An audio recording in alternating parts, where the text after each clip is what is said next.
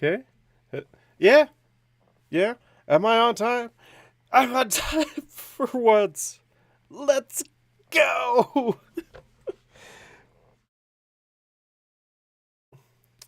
Hello, Spartan. Hello, Seth. Welcome to the stream. Please say you can hear me.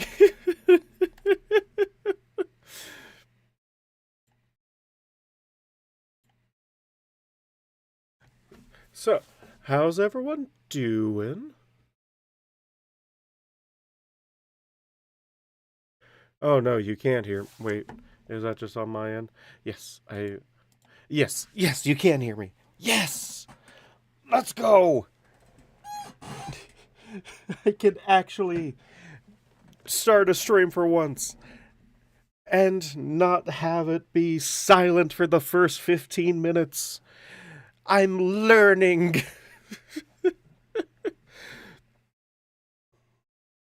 Slowly but surely, the learning is happening. Why is that smaller? Was it always that small?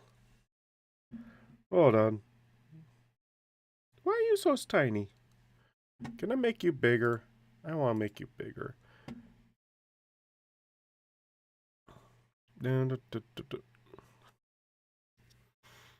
Where are you? Circle. Banana. Banana.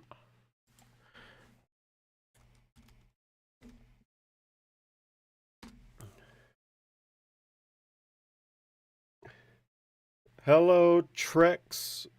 T-Rex Rex? Trex? And welcome, Gaggy Otter. Hey! It's been a while. It's been a while, Otter.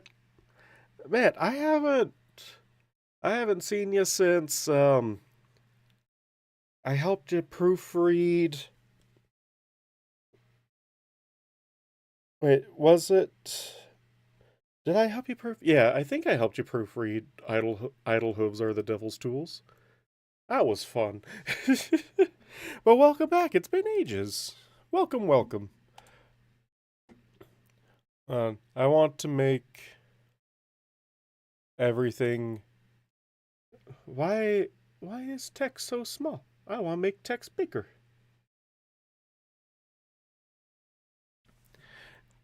Yeah, I'm actually excited that everything just kind of worked out to make it so I could do things today. Oh, oh no. Hold on. Uh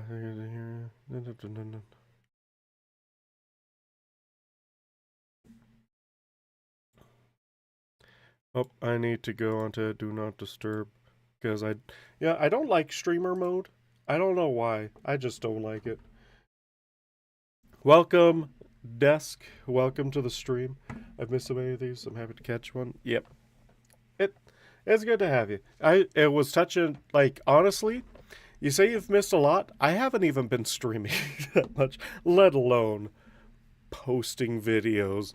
So, no worries there. It was going to be bigger and better. Then that didn't quite work. So this is bigger and better part 2. Electric Boogaloo.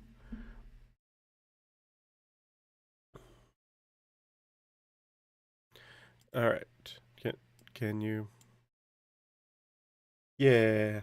I think I want to make you that big. That big seems nice.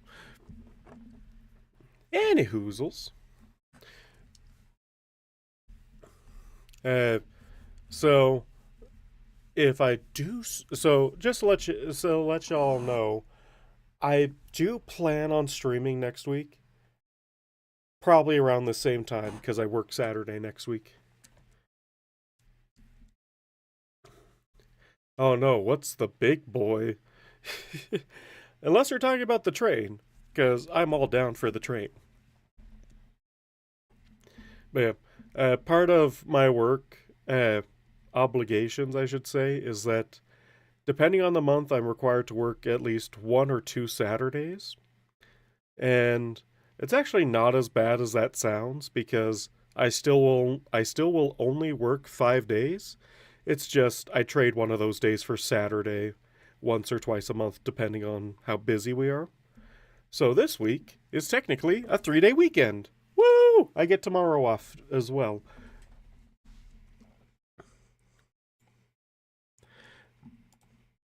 Oh, come on, go behind there.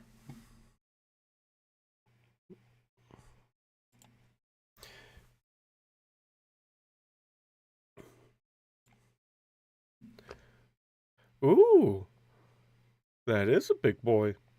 Looks great. He's a work in progress. I mean, looks cool so far. So far, so cool. Uh, oh, and just so everyone knows, the uh, New Year's stream still a go. I still need to ask people, but I still plan on doing it regardless. And oh man, so wait, when was the last time I streamed? I can't even remember. I have to actually go back to my own channel to see when I streamed last because it's been that long. And I know I said countless times this is going to be the year. It's never the year, unfortunately.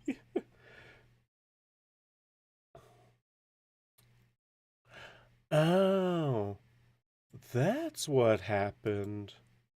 Why would you do that? Huh. Oh, so I was here. So I probably did tell y'all about my job.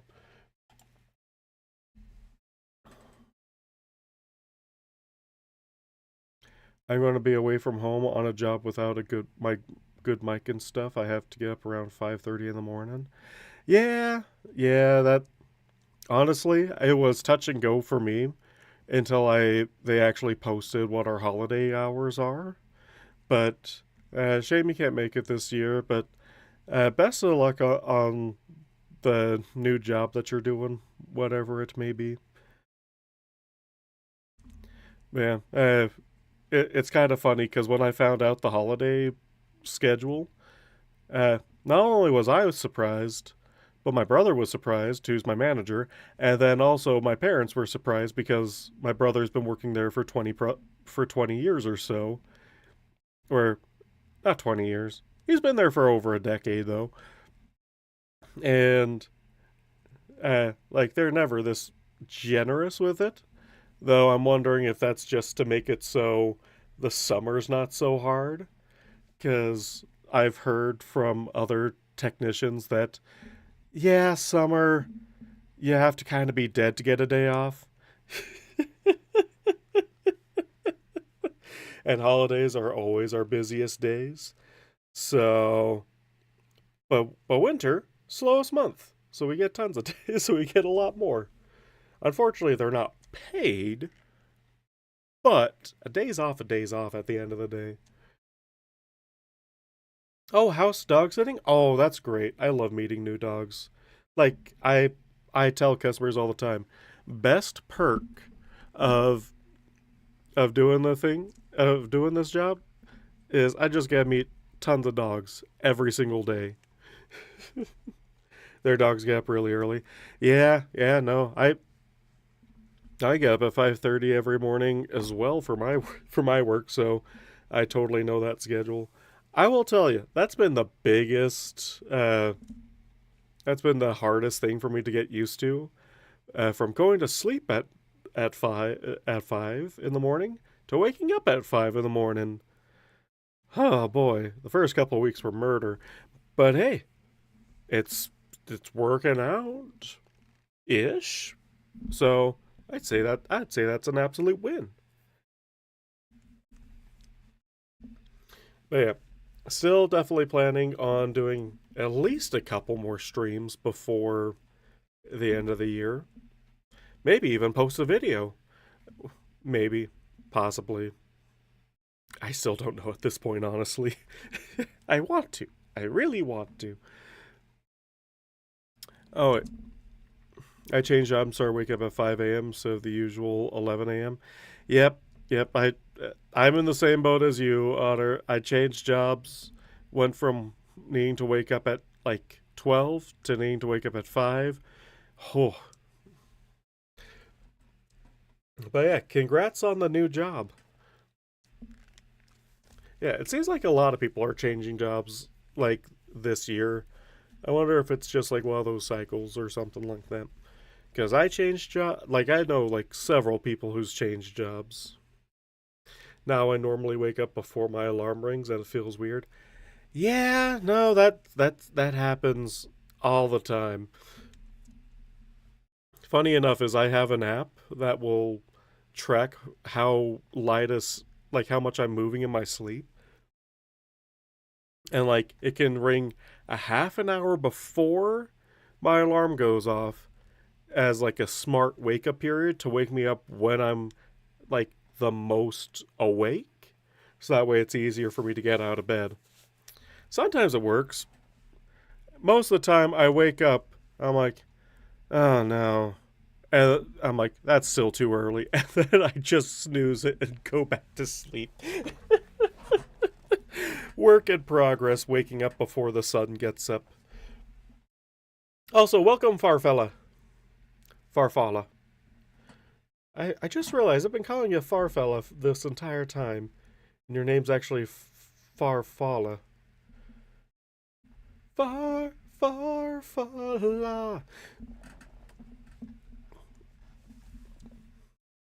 Unless you do pronounce it Farfalla. I've been right this whole time by accident. Also, yes, I love watermelon. Watermeloning. Uh,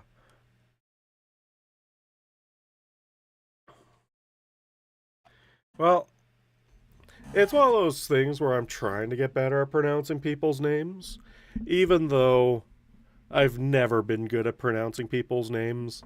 Like, honestly, it was a 50-50 shot whether or not I pronounce it Michael or Michelle, because like they're spelled so similarly that it just got jumbled up in my mind. So I'd oftentimes, like when I worked at Domino's, I'd oftentimes say, order up for Michelle. And people are like, who's Michelle? This says Michael on it.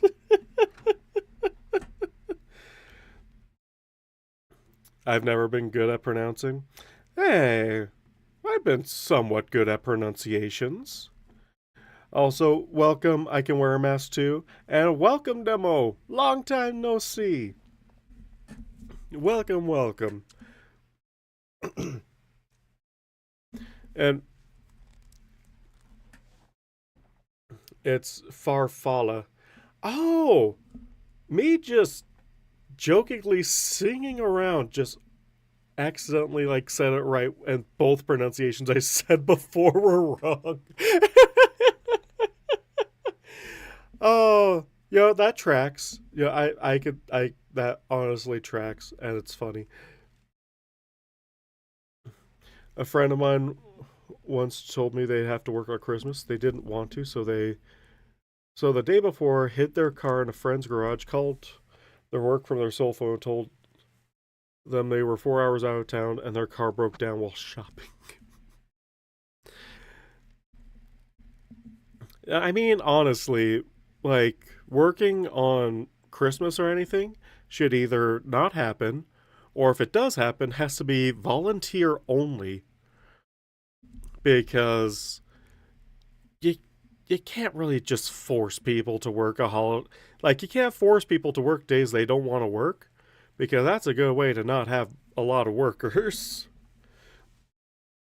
Like even my job's like, hey, you have to work a Saturday, but we get to let you choose the Saturday, so I can plan it around birthdays or anything else that I might have plans with, and things like that. So I can actually, it's not just, oh hey, this week you're working Saturday, have fun. I'm like, and just catch me with my pants down. it's going to be. I have a feeling this week's going to be kind of rough to deal with that struggle. Although, from what I heard, Saturday's a really chill day because the last appointment's at 2.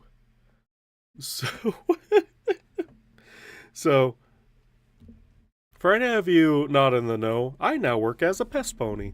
So, uh, and schedules are usually from appointments range from 8 to 5, and each appointment gets a 2-hour window where I can show up in, and then how closely I can follow that schedule all depends on me, my driving skills, and how fast the appointments take. And so most of the time I'm heading back to the shop around 5:30, 6, 7 if it's really far out of town, which I found out my area is this stretch of area that goes up the near one of the nearby canyons, and it's like a 45-minute drive from the end of that area back to the shop. So hopefully the people at the end of the canyon won't need service at the last possible time that we offer it, or else it's going to be a long drive back. But hey, good bonus point about that area. The farther along in the canyon I get actually like bonus money for doing it. Oh no, Pest Pony, I feel sorry for the changelings. I've already said I'm not doing changelings unless they invade again, uh, and then I'll probably just only get chrysalis, and I'll probably be fine. I don't know. Would my chemic now that makes me question: would Pest Pony chemicals work on bugs? That's work on bugs that size? Because most of the time, like in nature, size matters most when it comes to those things. Invades your home for bits. Joke's on you, I don't have any. I already spent it all for this week. No. Oh, another bonus about this job? Weekly paychecks. It's so nice to get a weekly paycheck. Like, it means I have to be a little bit more careful in budgeting because I only have so much money. But then you don't have the feast or famine weeks where you're like, oh, I hope I have enough money to get through the rest of the week. It's instead, oh, okay. Even if I run out of money, I only have like 5, 6 more days until I get paid again. Spraying chrysalis with a bottle like a naughty pet. Yeah, no, that it tracks. 100% tracks.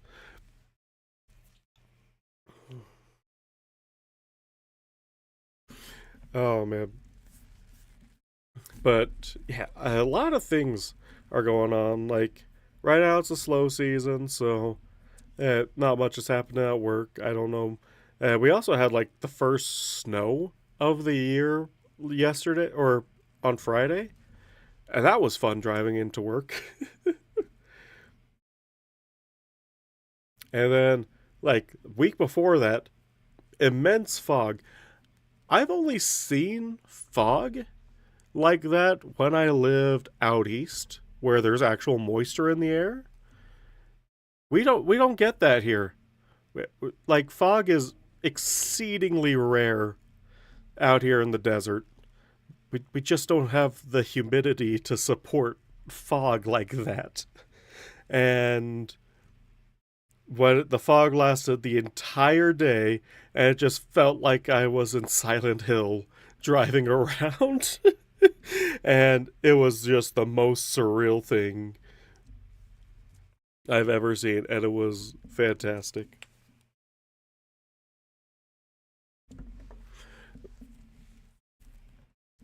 First snow was last week. Nice. Heck yeah. Uh, I would almost call it first. I almost call like the first snow always like the official start of winter. I know it's on the solstice and whatnot, but it doesn't feel official until snow's on the ground and sticking to it, in my opinion. Honestly, it's almost all melted now, sadly, but it did stick for like 2 days, so that was great. Not fun to trudge around in, but it was great to finally have snow on the ground. Combo Fallout New Vegas and Silent Hill. I'd say it's more like Metro in Silent Hill, honestly.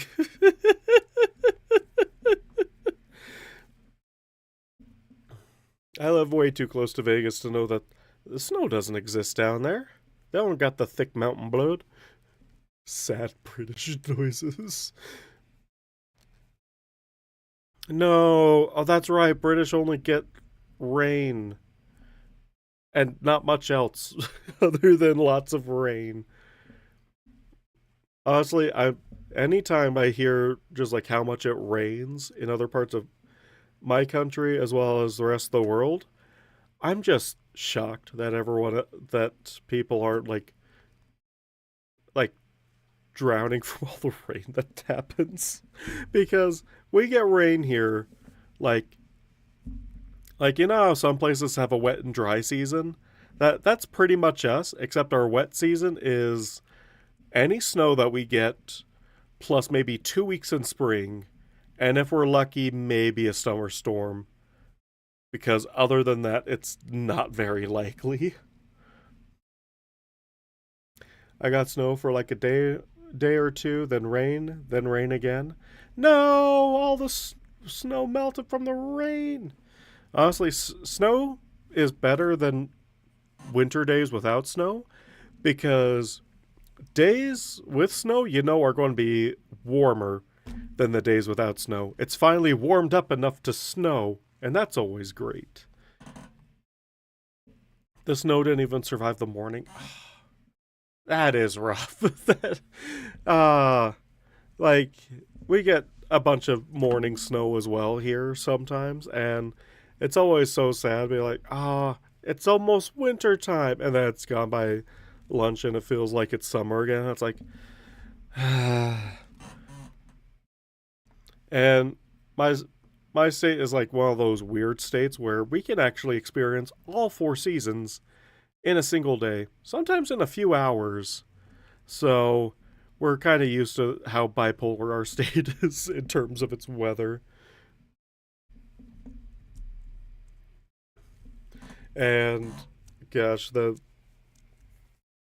uh, with how bipolar, like sometimes you'll wake up in the morning, it's like maybe like 40 or 30 degrees, and then you're like, man, it's going to be a nice chilly day. There's like actual frost on the ground and whatnot. And then you get to lunchtime and it's back up to like 80, and evening hits, and then it drops to like 60 or something like that. It's like, it feels like fall. And then it's like raining right before you pass out, and it feels like spring. It's a weird state to live in sometimes. It's fun, but it's awfully weird. And yes, temperature swings are that intense sometimes. Although it's really funny hearing other places, but like especially the UK, be like, "Oh my gosh, this heat wave, I'm dying," and then their quote unquote heat wave is colder than my room temperature. And no wonder y'all wear like sweaters and cardigans all the time. you think, yeah, you think it's a heat wave when it's 75 out. And I'm like, oh man, 71 degrees. That's a good room temperature right there. Also, I just realized I never announced that this stream was happening. That the stream had already started. I only shared that I was going to do it in 2 hours, But I never said that it was starting yet. Hold on. I need to remedy this just in case.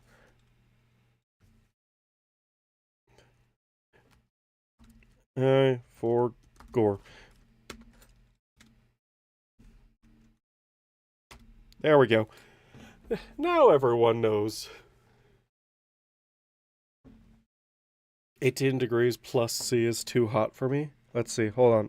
I actually have a clock that can switch between those so I can see what it is in non-freedom units. Man, 18 plus? It's 22 in my room right now. And it's just slightly warmer than I like it, but it's still a very comfortable temperature.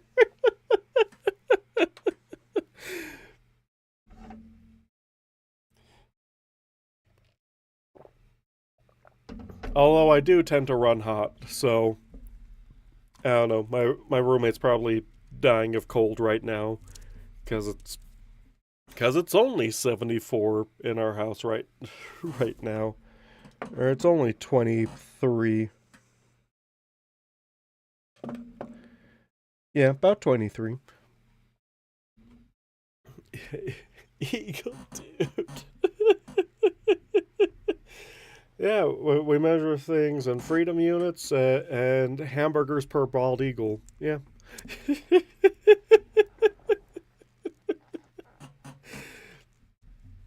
Gosh, speaking of eagle, there's this like monthly subscription that you can get for pest control, and it's called the Freedom Plan.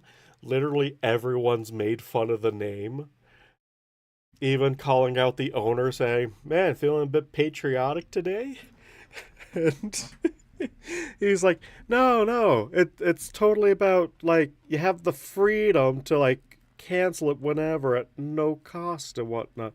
And you're free to choose when we come out and treat. And we're like, yeah, man, that's definitely what it sounds like. Oh man, I kind of want to show up to like, uh, I was like joking with a bunch of other texts, being like, man, anytime someone says the Freedom Plan, I just want a soundboard with like with an eagle screech on it to just so I could press a button just right after it.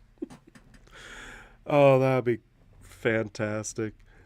And get old super quick, but it'd be hilarious for those few seconds.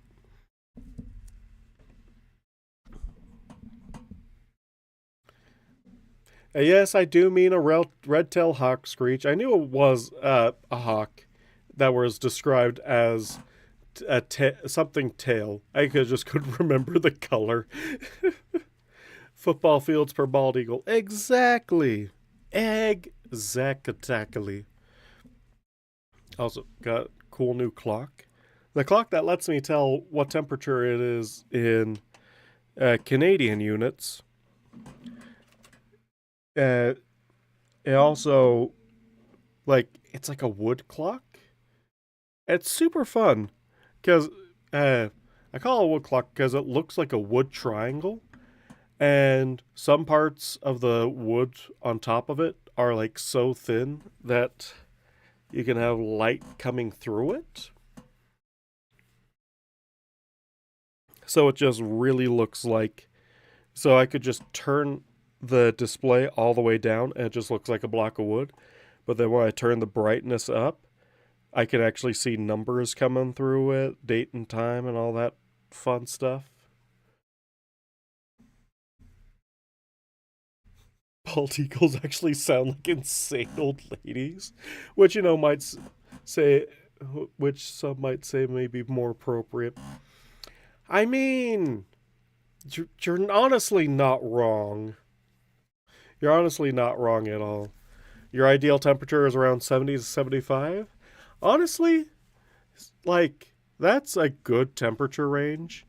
Like, I think my preferred temperature range is between 68 to 73 because I want to be a little bit cooler in the summer and a little bit warmer in the winter.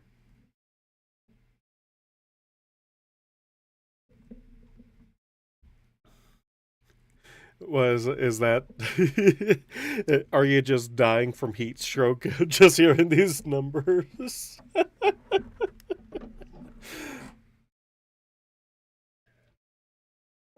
Bear in mind, this is all dry heat because I know in the UK you suffer from a lot of humidity and that makes everything a little bit hotter than I'm used to. Because I want to say average humidity around here is maybe like 15 to 20%. Maybe? Like it's a desert. And I know places are like some places are like, "Oh yeah, it's 80% humidity." And I'm just like, "Do you drink the air? I'd prefer not to drink my air." But you know, you do you. Yeah. Oh, but so one of the coolest things that driving up the canyon is, especially early in the morning, is that you drive into the shadow of the mountain. And it's so cool. It's so cool to just be uh, like it's pretty much mid morning for everyone else, and then you drive up the canyon, and then you suddenly drive into the shadow of the mountain. Ah, it's such a cool feeling. And then you emerge on the other side of the mountain, and you're just like, man, it feels like mid morning again. And then you drive back down the canyon.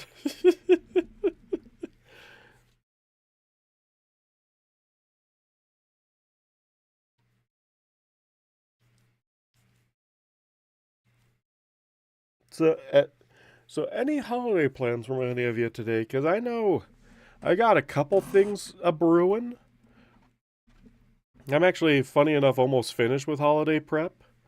I just need to finish making apple butter, which takes a while. That's probably what I'm going to be focusing on tomorrow, honestly. But if any of you have never had apple butter before, it's some good stuff. It's like you get it's like applesauce, but heavily spiced and concentrated, and it's super good. Uh, it's like almost a jam at that point. I usually go to a friend's house every year for dinner. Nice. My family doesn't really do the whole Christmas dinner thing. What we usually do is sometimes we do things like Christmas Eve. Big thing in my family is for the kids to open up one present Christmas Eve, and it's usually like whatever one of the parent gifts or maybe like sibling gifts or something like that. Uh, and you get to open up one of those, and then Christmas Day, it, we got all the stuff. You know, we get a chocolate orange in our stocking and whatnot because those are the best. But also we do Christmas breakfast slash brunch because we all know everyone else is going to be doing Christmas dinner. But once you wake up, like you're hungry anyway, so it's Christmas lunch, and that made Christmas was extra special because as a growing up, that was the one time a year we got bacon. So everyone was always looked forward to Christmas breakfast, as well as there was major guard to be like, "Did you get your two pieces? You already got your two pieces. He hasn't. I haven't gotten my two pieces yet." And there was fights over who got how much bacon around the table. Now it doesn't matter as much, but it's still fun to think about how much we fought over bacon as kids. They were our special treat.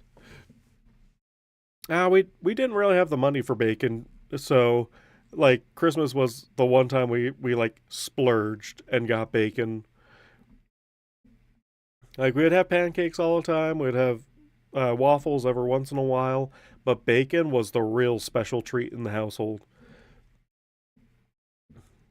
And I don't even know if it was like an expense thing or if it was just we didn't want to stink out the house, making it smell uh, like bacon grease every morning.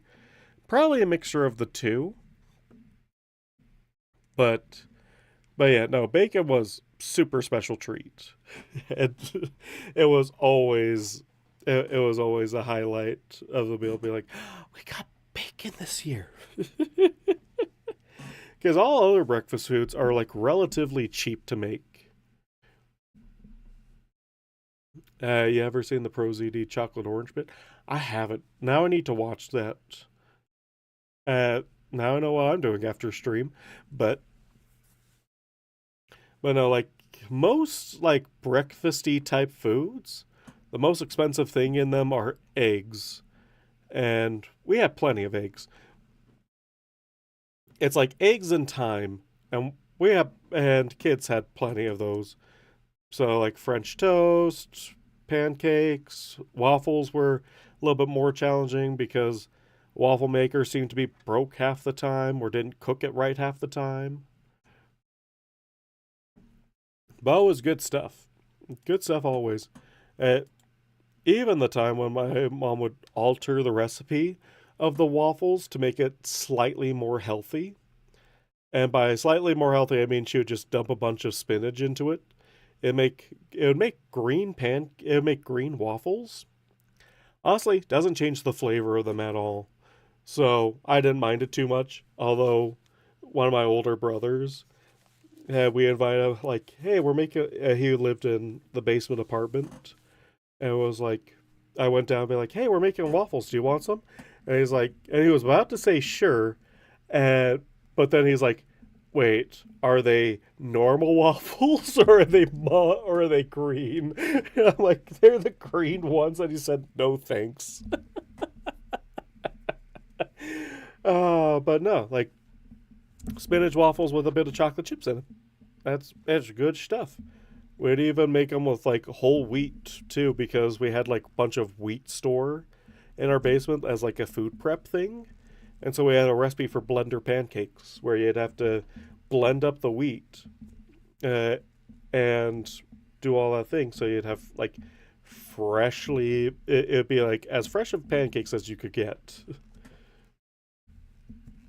I know you say yuck, but honestly, spinach did not change the taste nor the texture. It just changed the color of it. And spinach makes me violently ill. Fair enough. Spinach isn't for everyone. Honestly, I haven't eaten spinach since I moved out. Uh, like, or no, I've eaten spinach since I moved out. It's just not one of my preferred veggies. Like carrots, much more fit with that, especially roasted carrots. Now those are good stuff. Potato waffles are the only good waffles. I need to find a recipe for potato waffles because you're like the third person that I've talked to this week that says potato waffles are the best waffles. And I know I like waffle fries, and so I need to find out what this magical potato waffle is, which I'm surprised I have never heard of potato waffles before because I live next to the potato state. So you'd think it would be part of our diet. Although we yeah, potatoes are a huge thing out here. I was gonna say zucchini is like the other big veggie on the block, gourd on the block. Good stuff.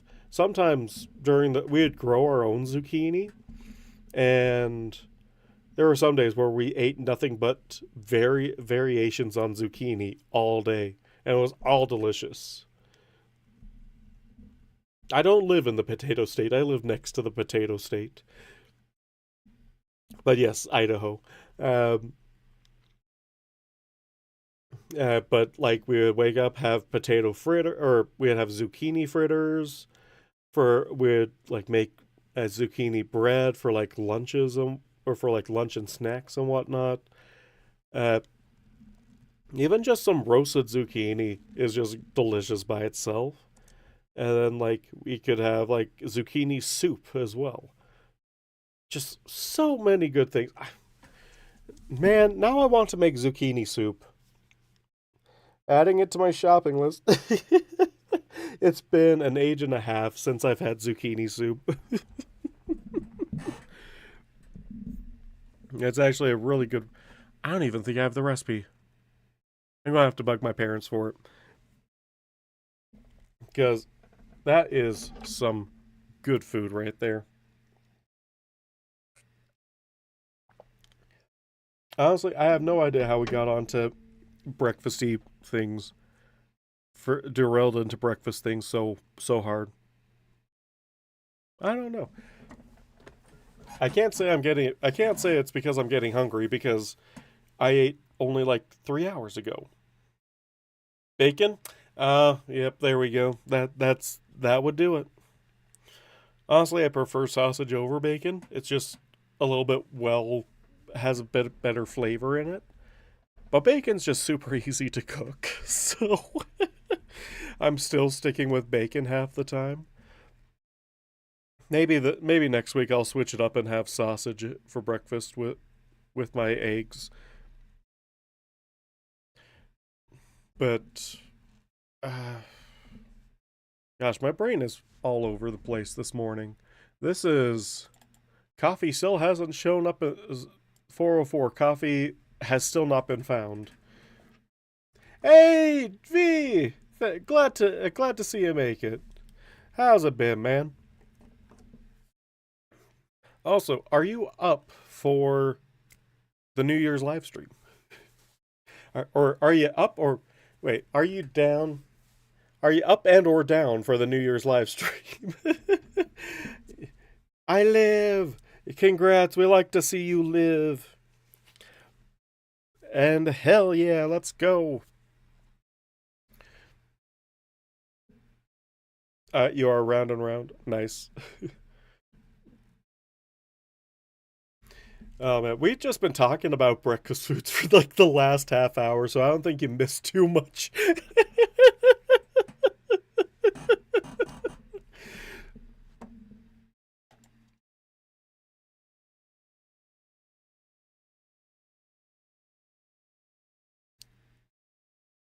Now that I've made the moment of silence, I could actually record, probably, maybe. I was out getting food. Nice. You were getting food. We were talking about food. We are pretty much doing the same thing. But yeah, we were talking about like Christmas traditions and how everyone's being preparing for the holidays and whatnot, as well as uh, what temperatures do people melt at? Not physically, but just emotionally. Honestly, I my preferred room temperature is like 68 to 73.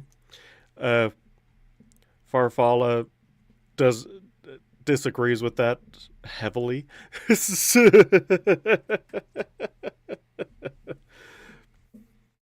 Anything over 100 is misery. Facts. Well, yeah, like into the 90s, it's fine as long as you stay out of the sun. Anything over 100, you're just miserable the entire day. Like it all depends on if it's shaded or not, because even like sometimes even when it's only like 60 or 70 out, the sun can be unpleasant. If you have shade, it makes it so much more bearable. A former neighbor of mine used to make pork and bean cakes. It was a cake using pork and beans.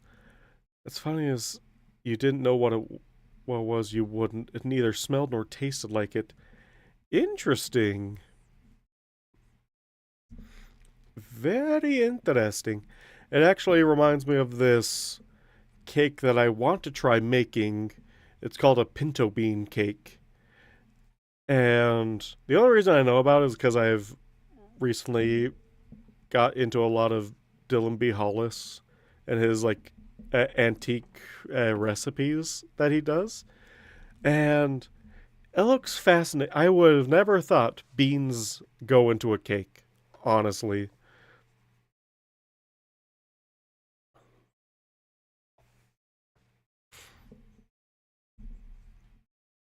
18 plus is pain sounds cold. uh, but yeah, like pinto bean cake. Like there's a couple of recipes of his I want to try, like avocado bread, pinto bean cake. Uh, I actually have made the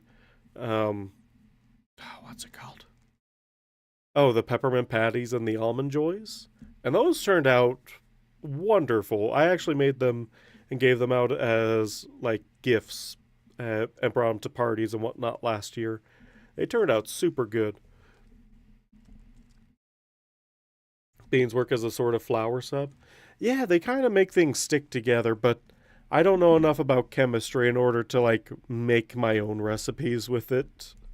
The closest I've ever gotten to like crafting my own is making lemon bars. Honestly, making them gluten free, and by crafting my own recipe, I just mean I took the exact same recipe that I've been making lemon bars in for years, and just subbed out with almond flour, and that worked great.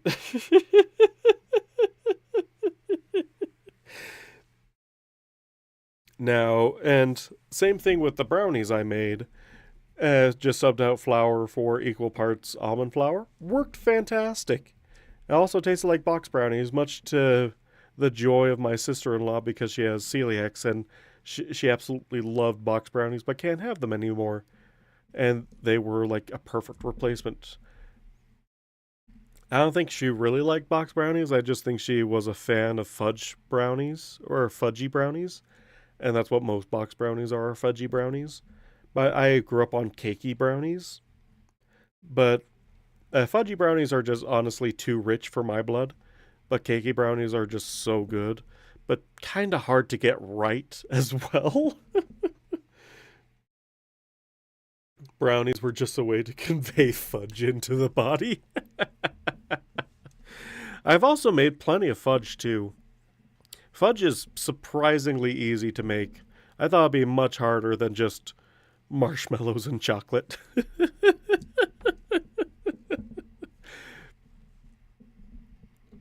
But yeah, I've been cooking up a storm. I'm making apple butter tomorrow, hopefully, knock on wood. I need to have it finished before Christmas, and each batch takes 3 hours to cook. My great aunt makes peanut butter fudge every year, and it's amazing. I've never heard of peanut butter fudge. There's actually this place down south from here where you can where there's like this delicious fudge shop that you can go to. And my favorite one from there is orange dreamsicle fudge. I haven't been there in years, but that was always my favorite to get every single time. And it tasted just like orange dreamsicle. You've never heard of peanut butter fudge? No, just the regular fudge. I've also heard of Velveeta fudge, which apparently works. Never made it, but apparently it works from people who have. But no, peanut butter fudge, that's a new one for me, honestly. I even heard of lime jello lime jello fudge, which I kind of want to try because apparently the way it was described in flavor is it tastes like summer camp. Uh, and I'm just like, man, that just sounds like nostalgia in a bar.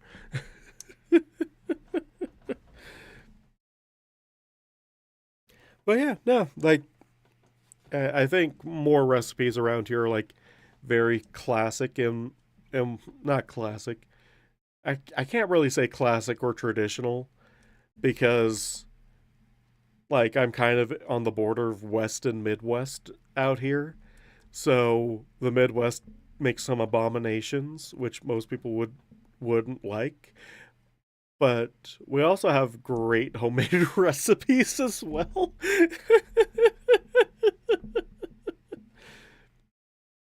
One thing that oftentimes surprises people and has gotten me called a food war criminal on multiple streams, uh, uh, no bakes, and it's specifically for the reason that the that the traditional recipe name for no bakes is boiled cookies, and everyone in that friend group is just convinced that they are the worst thing ever. I mean, two of them don't even like peanut butter, and the other ones in that group are expecting a cookie flavor, not a fudge flavor, which no bakes are definitely close, or definitely a combination of the two.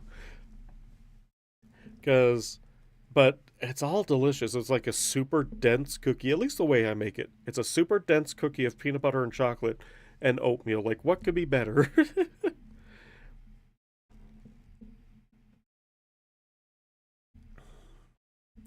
I'm not sure why, but I'm getting the feeling you're thinking of peanut butter fudge as a chocolate fudge with a peanut butter base.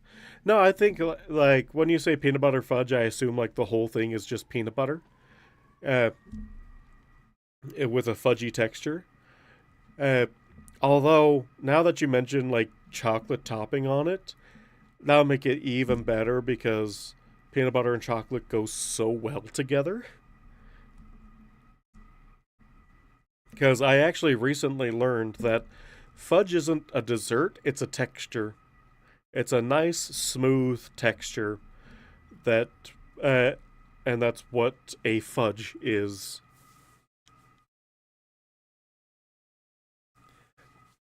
Yeah, I never had that. Like, I grew up on just regular chocolate fudge, and uh, my aunt would make it with little marshmallows in it as well. So you'd get like some texture variations. You get the chocolate fudge and marshmallows throughout, and mini marshmallows throughout the whole thing. And it was super good. Many dessert lovers would beg to disagree. Oh, microwave fudge is also pretty easy. Honestly, like from what the last time I made fudge, it is a super easy dessert because all you have to do is get the chocolate hot enough to melt the marshmallows, and then the marshmallows provide all the structure to it.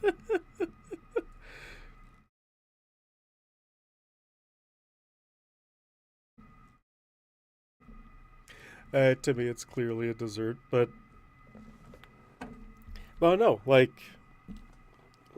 all fudges is like 80% marshmallow. I'd even say 90%. It's literally two ingredients in the microwave. Exactly. Like there's so many things that people put in the microwave that don't belong in the microwave. And I don't believe chocolate and or marshmallow are fit in that list, honestly.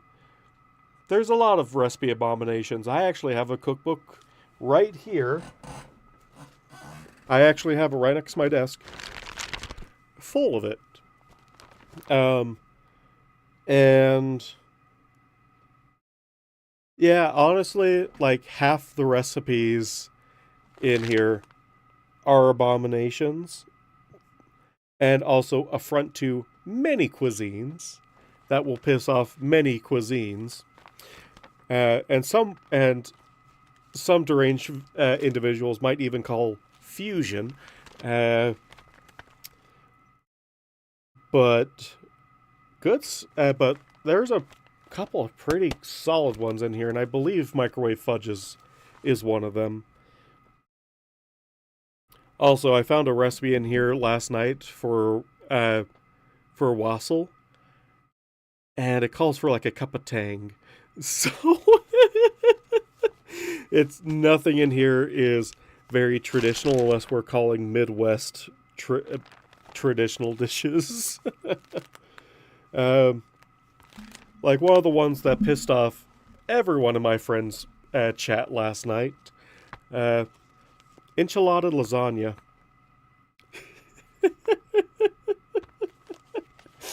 Uh, and honestly, I just read for like 3 hours. I just read out the most cursed uh, recipes from this book,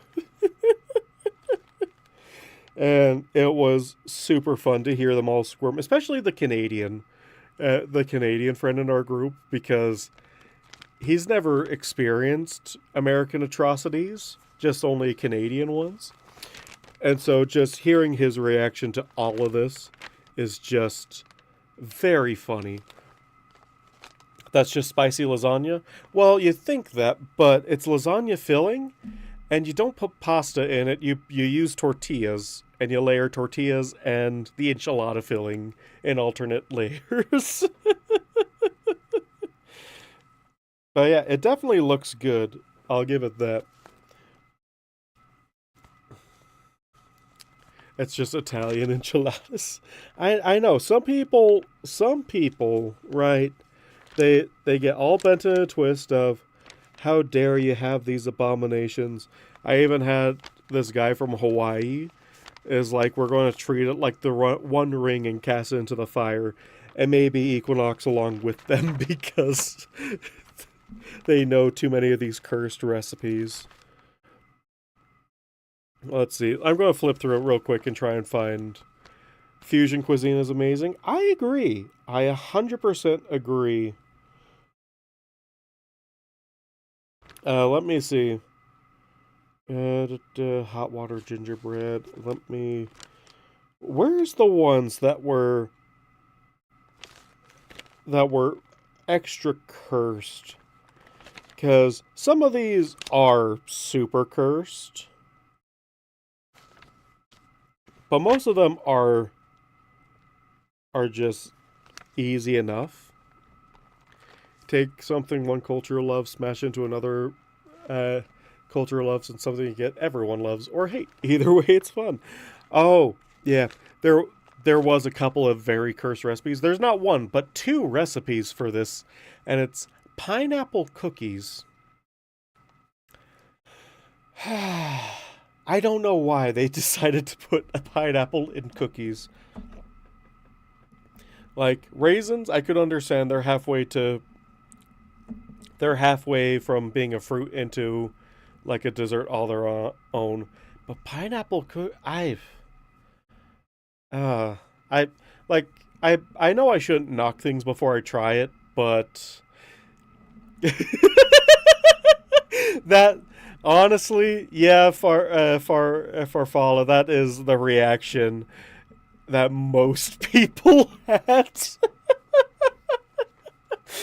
Oh man, am I going to torture my own chat with some of these? V knows where I'm coming from. So,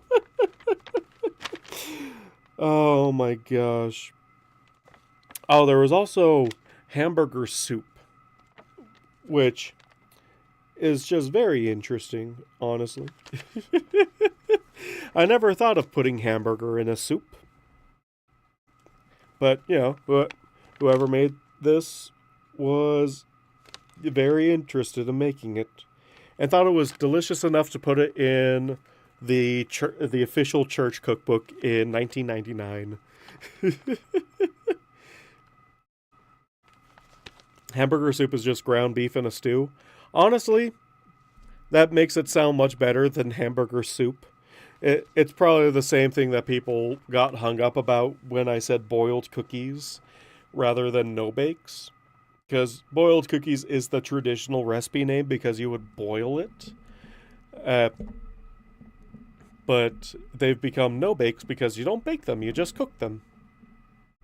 It's just cheaper beef stew, works fine. See, now I know that you're probably either grew up in the Midwest or had family from the Midwest because most people said no thanks to most of these, honestly. Let's see. Oh, another one that they freaked out about a ton was mock chicken legs, which does not contain chicken at all. It contains hamburger in it that you then form into chicken legs, and then you put popsicle sticks in so you can get a drumstick out of it. And you can either serve that by itself or with cream of mushroom soup.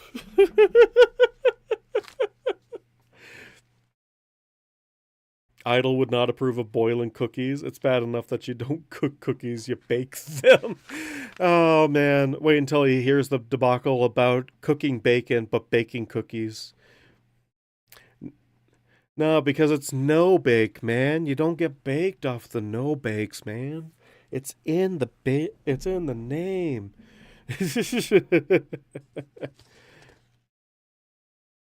But no bakes at least sound correct. But boiled cookies, no, you're wrong on too many levels. Bad.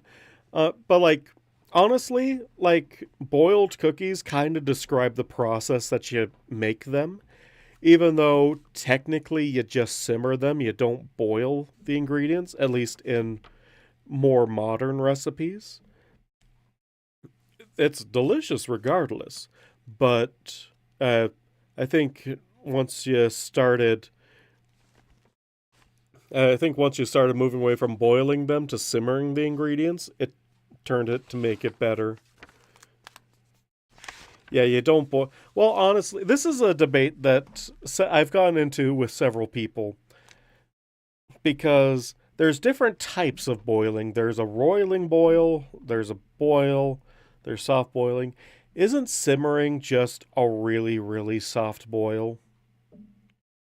Like, I am like legitimately asking that because in my mind, like you just get little bubbles coming off the end of the pan. And most people would describe that as boiling. It's not a roiling boil, like the water's not angry at you or anything. But you still get a little bit of movement. There is no debate to pass back me up. You just need to expand your mind, man.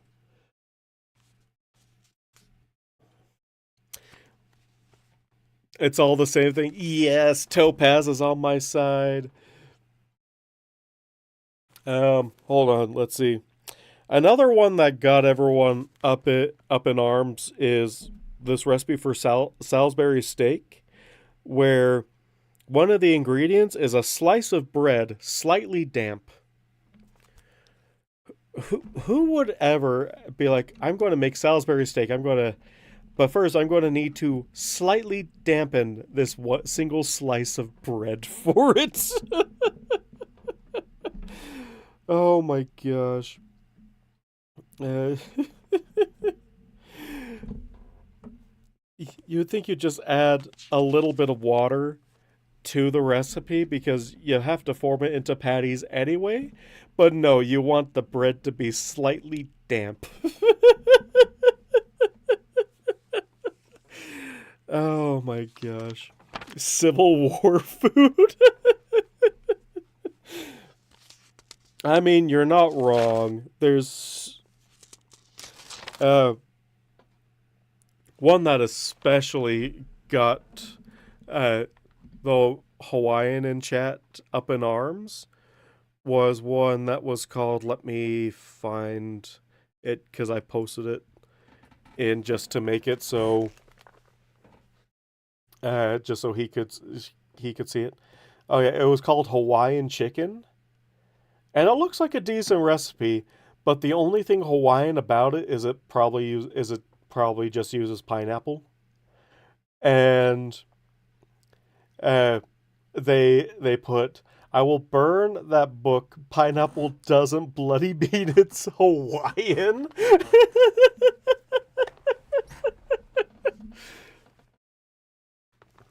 Little supply chain disaster. You probably need to soak the bread for days to get it slightly damp.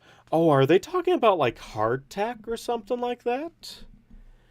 Honestly, that would make a lot of sense. If I'm just getting like a slice of Wonder Bread, slightly soaking it.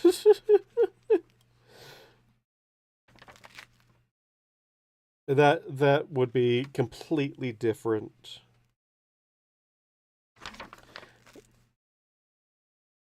And even today, it's been a full 12 hours since I've revealed the entirety of the cursed recipes in this book, and people are still up in arms about it, saying they need to evacuate because I have a recipe book, and we need to throw into the fire of Mount Doom, and I need to be cooked alive in a traditional Hawaiian oven.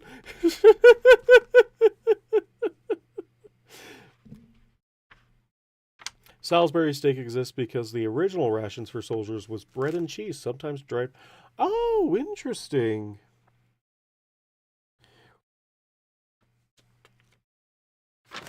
But yeah, there's lots in here. A lot of which I won't make myself because honestly, my favorite recipe in this book is the zucchini bread, as well as the banana bread recipe. The banana bread recipe in this book has the best banana to sugar ratio that I've ever seen. It's 6 bananas to a cup and a half of sugar, whereas most banana bread recipes are 3 bananas to a cup of sugar. So a lot of illnesses from lack of protein came about, so he came up with cheap, simple, easy to digest protein for soldiers on the go. Interesting. Yeah, I need to learn. Like, thank you, U.S. education system, for making me not learn a thing about history. There's so much that I would have to research, like, myself. And chocolatier idol enters a restaurant to eat but catches the cook committing various dessert crimes and flips his shit on the guy. And the thing is, it would have to be chocolatier idol because regular idol, his food standards is it does it cause him does it make him does it make his stomach hurt? No, that is fine.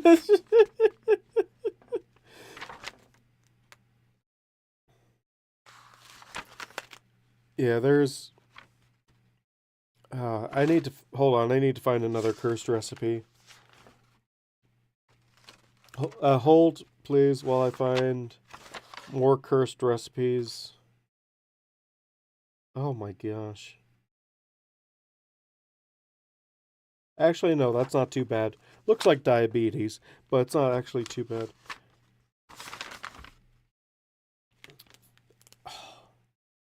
Nope, not that one either. Ah, here we go.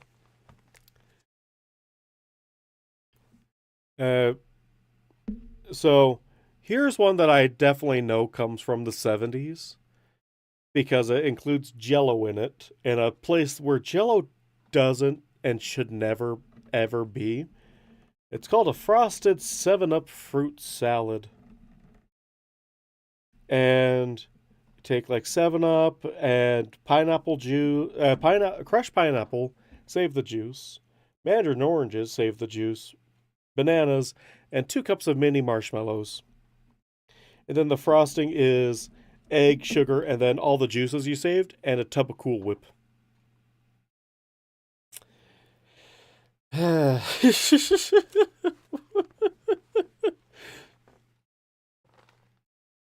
Changeling digestion is like a cross between roaches and termites. Yeah, termites can eat a lot of things. Funny enough, I now know that they are the only insect in the world that can actually digest cellulose, which is why they can eat wood. Fun fact of the week on bugs. If it doesn't escape his gullet, it's food.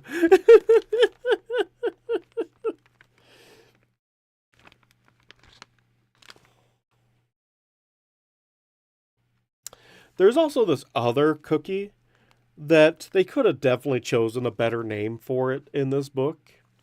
It's called vacuum cleaner cookies. And honestly, I have no idea why they gave it this name. Because it's a lemon cake mix, egg and margarine for the crust. And then the topping is eggs, cream cheese, powdered sugar, nuts, and coconut. So it's not even cookies, it's like a pie. They even describe it as a crust, so like everything about that name is like so wrong. And I have no idea why that stuck.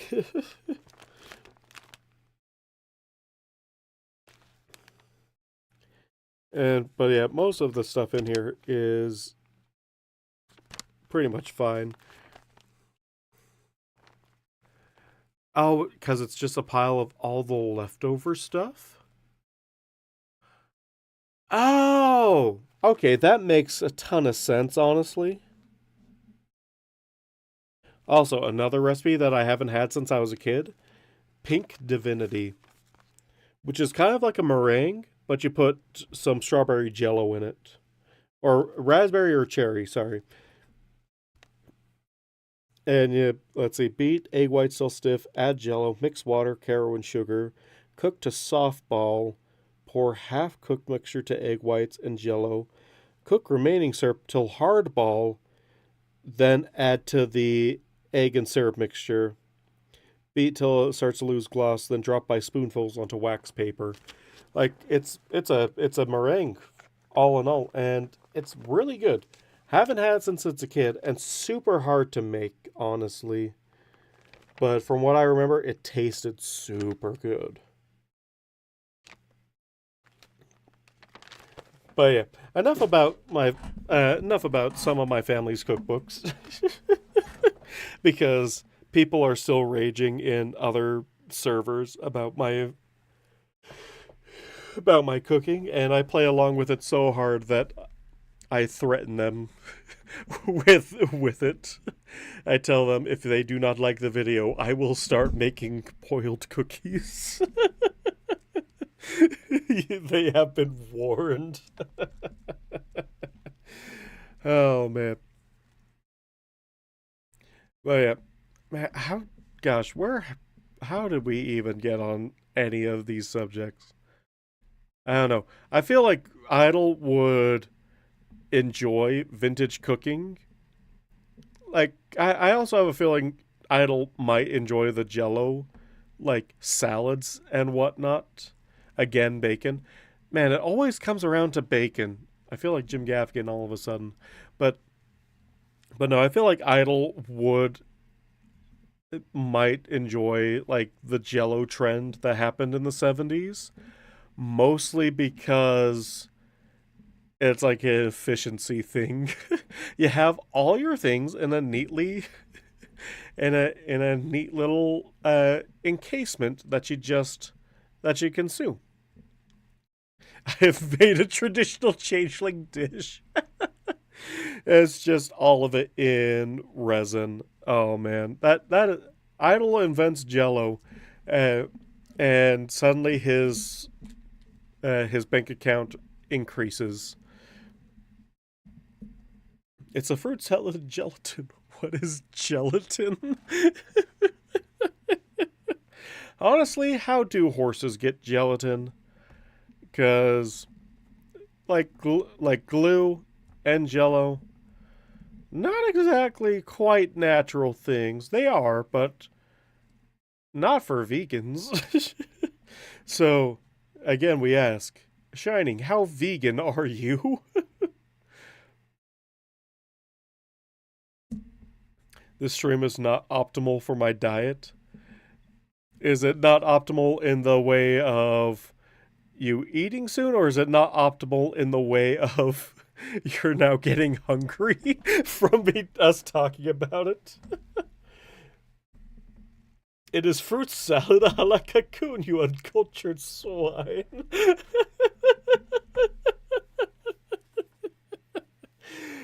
Oh, man.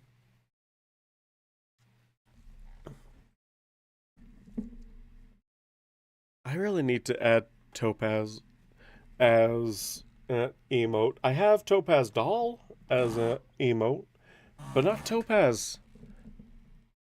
We need to. We have plenty of art of Topaz that we can add. Eats it quickly before it self-digests. Thing is if you leave, it's like one of those leave overnight, like breakfasts.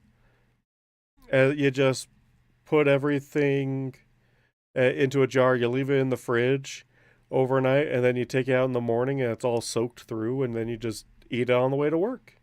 Just a nice, quick breakfast. It's all done for you.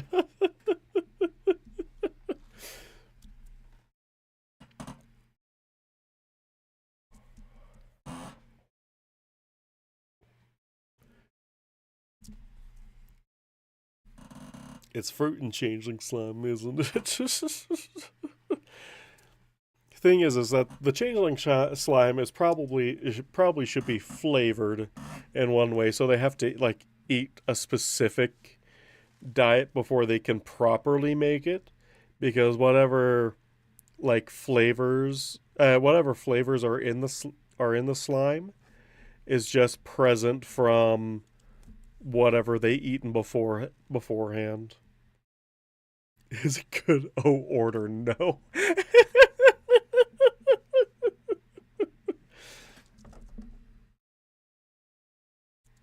What if lings can actually make their slime taste like whatever they want? That would be interesting, although I don't think changelings eat their own slime.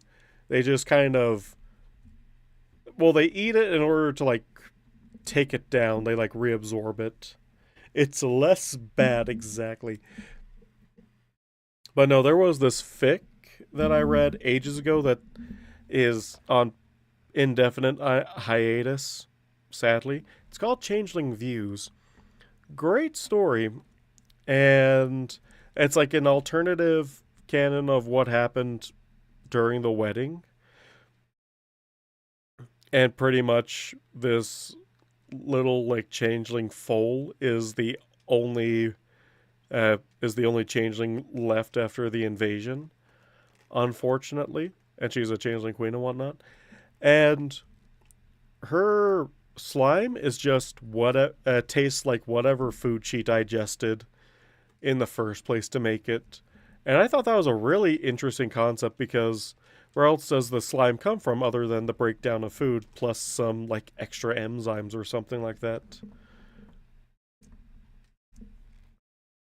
It's less bad until it digests, and then it's less bad. And then it's just bad. So like I could imagine like like in that canon, a changeling like put it like eating specific ingredients to get a certain flavor profile out of the slime, and just serve it as like a pocket lunch, or just like a edible food wrapper of some sort. It had some like side effects to it as well that unfortunately got left on a cliffhanger. But it was kind of just like intense craving for whatever you tasted, because the slime itself would taste whatever your favorite food is, but would also have the slight tastes of whatever you ate last, and it was interesting. The fruit represents the hope of changelings for the better, and the slime represents the fact that it will inevitably be consumed by our own grim existence. You two are really bumming me out.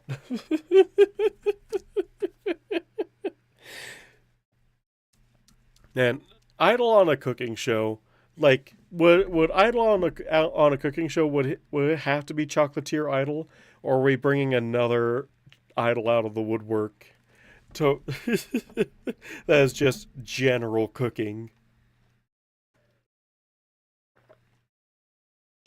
Welcome to our lives, honestly. Yeah.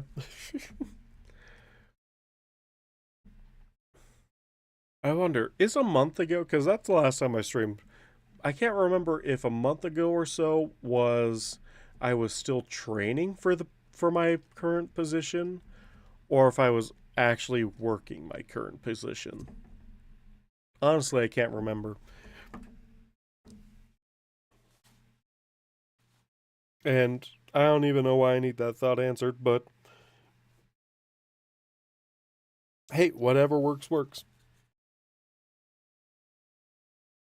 Gosh, it's 75 in here. It's getting too hot for it's getting too hot for my blood, honestly. Especially since I can change it. I don't have to be at 80 degrees.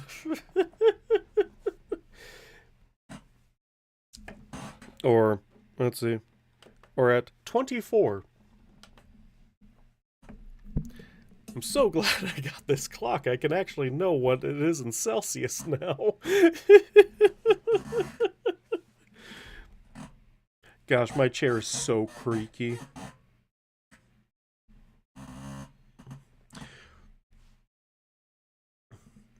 But, oh man. I guess I should start reading, huh? Only got 40 minutes left before I can't, before I have to go and do other things. That'd be a shame.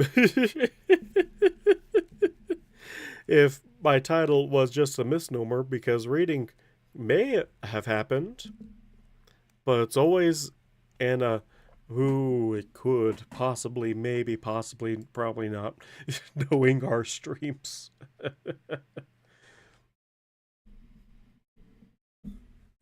I had an idea where Idol was banished much, much earlier and way before the start of season one, and winds up raising the full Twilight Shining after coming upon their parents mortally injured. Oh yeah, I saw that in the Discord. That was a fun one. That was a good fun read. Like all the extra uh the Idol multiverse that comes out of the woodwork is always just so much fun to read about,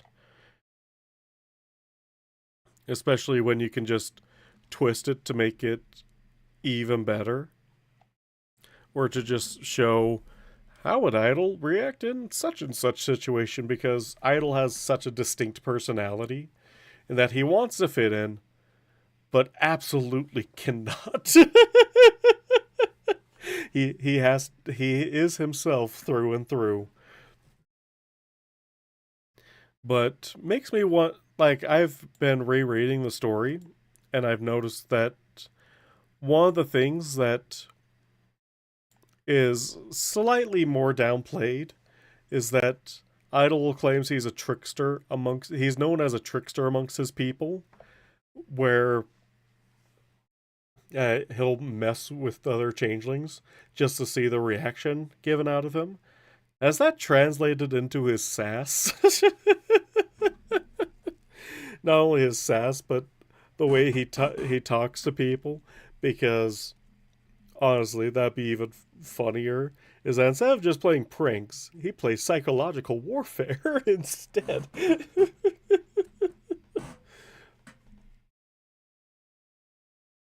Coming this heartwarming hooves, coming this heartwarming idle hooves into the Idolverse. Well, actually, there is into the Idolverse, so it'd have to brought to you by Gigi Otter, who is also known as Swirled Eyes. It happened years ago, so I guess the sequel to it would be Across the Idolverse. I'll actually post that original story in recommendations because it's been a while.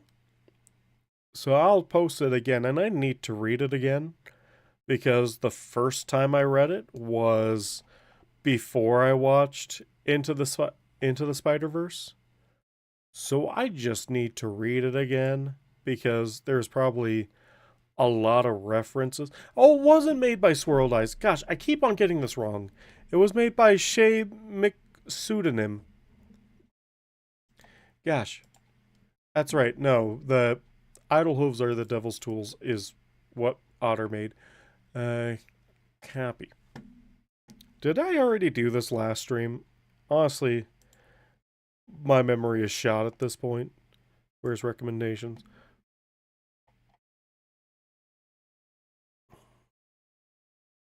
That changeling is a bad OC. Oh no, not more books for me to put on my to read list and then not read.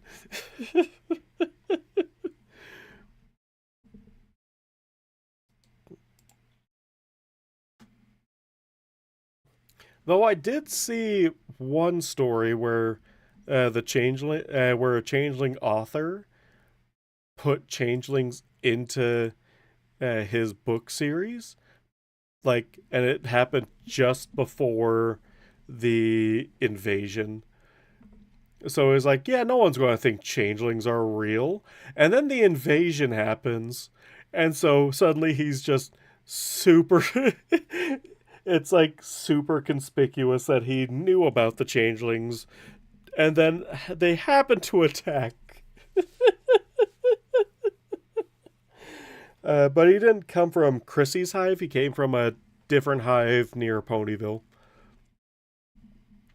And honestly, one of the another fun moment from that story is that the changelings had a lock that could only be opened when the guard stuck their leg in, and it would line up with the holes in their leg. So it's like a warded lock that only the changeling guard could open to open up the entrance to the hive, which I thought was a very clever idea because why else have all the holes? I know, like, it's a love collection point in V's story, but we never got an actual explanation in canon.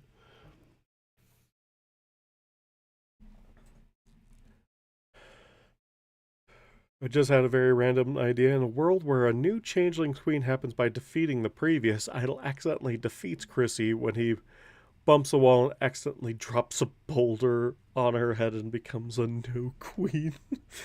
Well, no. Well, it couldn't be Idol becoming queen because secretly that boulder is Tom, and so Tom is the new changeling queen.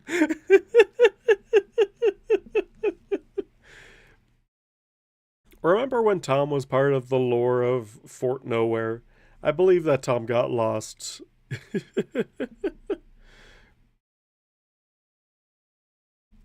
uh, oh, hey, All Star. Glad you can make it. I remember that fic, one of the first Changeling fics I read. Honestly, I think the first Changeling fic I read was The Betrayed with the albino changeling. That was like a unique changeling design. And I know it finished, quote unquote finished technically, but they left it on such a big cliffhanger that they never came back to, so I was a bit sad on that. But yeah, Betrayed was good. That other one I was talking about was pretty good. Like, it's really hard to write a bad changeling fic, or I shouldn't say it's hard, but you have so much more freedom to play with changeling fics. Someone still needs to write a nowhere fic. Honestly, 100%.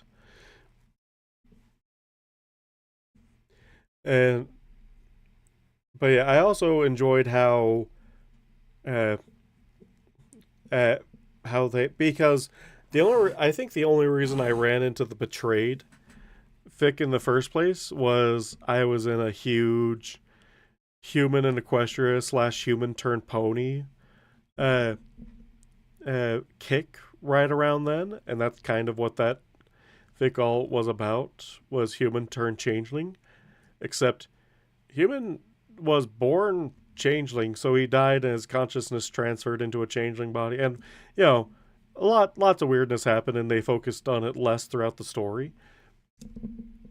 But uh, but like that was like one of my first interests was, well, I'd say my first interest was all the displaced uh stuff that was happening, which you can't even find the original story to talk about the displaced anymore because I don't know, I think it got erased by the author or something like that. And then after after that it was more general human and equestria stuff. And it became human turned pony stuff. And now I just really enjoy uh OC characters as long as they're not like Mary Stews or Mary Sue or Gary Stews. I'm perfectly happy with that, and I enjoy seeing how people can make their own character in stories, such as with Changing of the Guard, Cryo 7, uh, Necromancy for Foals. What was another one that I was just reading? Oh, yeah, Full of the Forest as well. Lots of good stuff. Now I'm scrambling through my library trying to remember which of the many, many changeling fics that we were talking about. Queen Rarity by Damaged. I've never heard of Queen Rarity. I think that might be another one for my list of things I'm definitely probably going to read one of these days.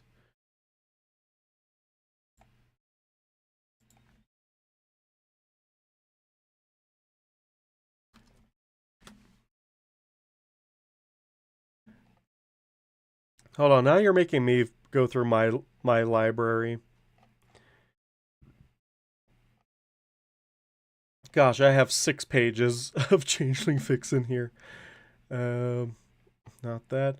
Oh, King is dead, long live the Emperor. Another good changeling fic. Sadly, also on permanent hiatus. Life Through Love got updated.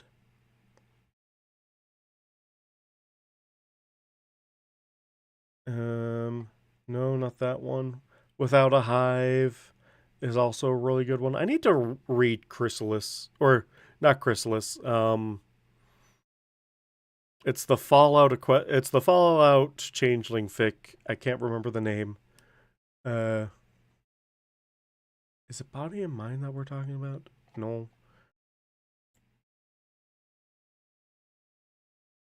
Buggy Game, another good one. Um, did I not favorite that story? Shame on me.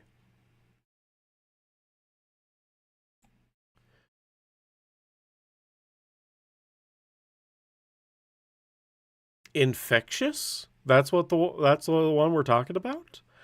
Oh.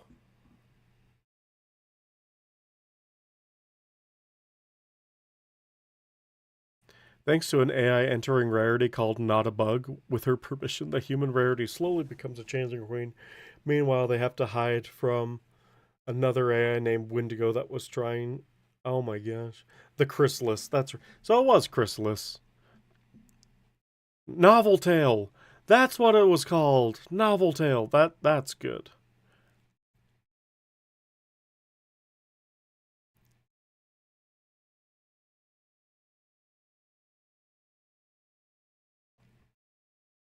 Yeah. The Chrysalis I still need to read. I probably should read Novel Tale again because it's been a while and it's not even in my library. Like what the hell? Eh, gosh. Have you ever looked through your library of books and and you just go back to the beginning of all the books that you favorited and you're like, "Man, I definitely wouldn't have read this nowadays."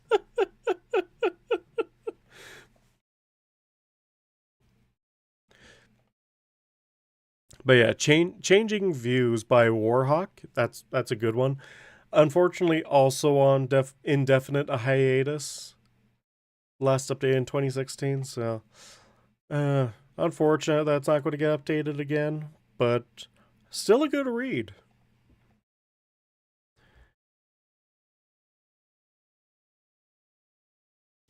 Yeah, I don't have Novel Tale.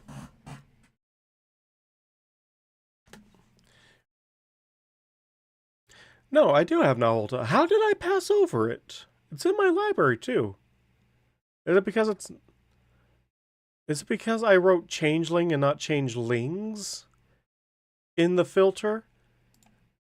I don't know how filters on FimFiction work, honestly. Um, I will post it in recommendations. So that way, if you are interested. Oh, All Star beat me to it. Thanks, All Star.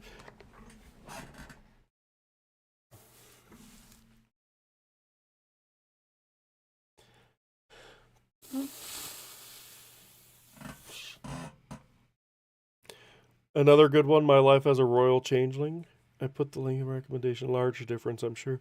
Um, yeah. But yeah, what was the Chrysalis? Yeah, the Chrysalis is basically changelings in Fallout Equestria. Like, what happened to them? Because because I think the reason that the original Fallout Equestria didn't cover changelings is because it was written before season 2, or at least before the end of season 2. But I do enjoy people going back and being like, "Oh yeah, changelings exist here. They're a little bit love starved, but they're doing all right." I still haven't read the Chrysalis though. What's really unfortunate about the Chrysalis, which I'm super sad about, is I never got the print version of it because, like, a month after it went live on Lulu, as well as all the other books by that author, Phoenix Dragon, as I think their name, like, someone reported their account to Lulu and it got taken down for copyright infringement or for going against TOS or something along those lines. It was just super disappointing. Luckily, I managed to snag like fragments a new way uh, and without a hive from them, which I'm really glad I snagged those because the artwork on them alone is brilliant. But I'm just really sad I never got to grab the chrysalis from them. I know one of the people that made their own version of the book. I want to say they were from Pony Feather Productions.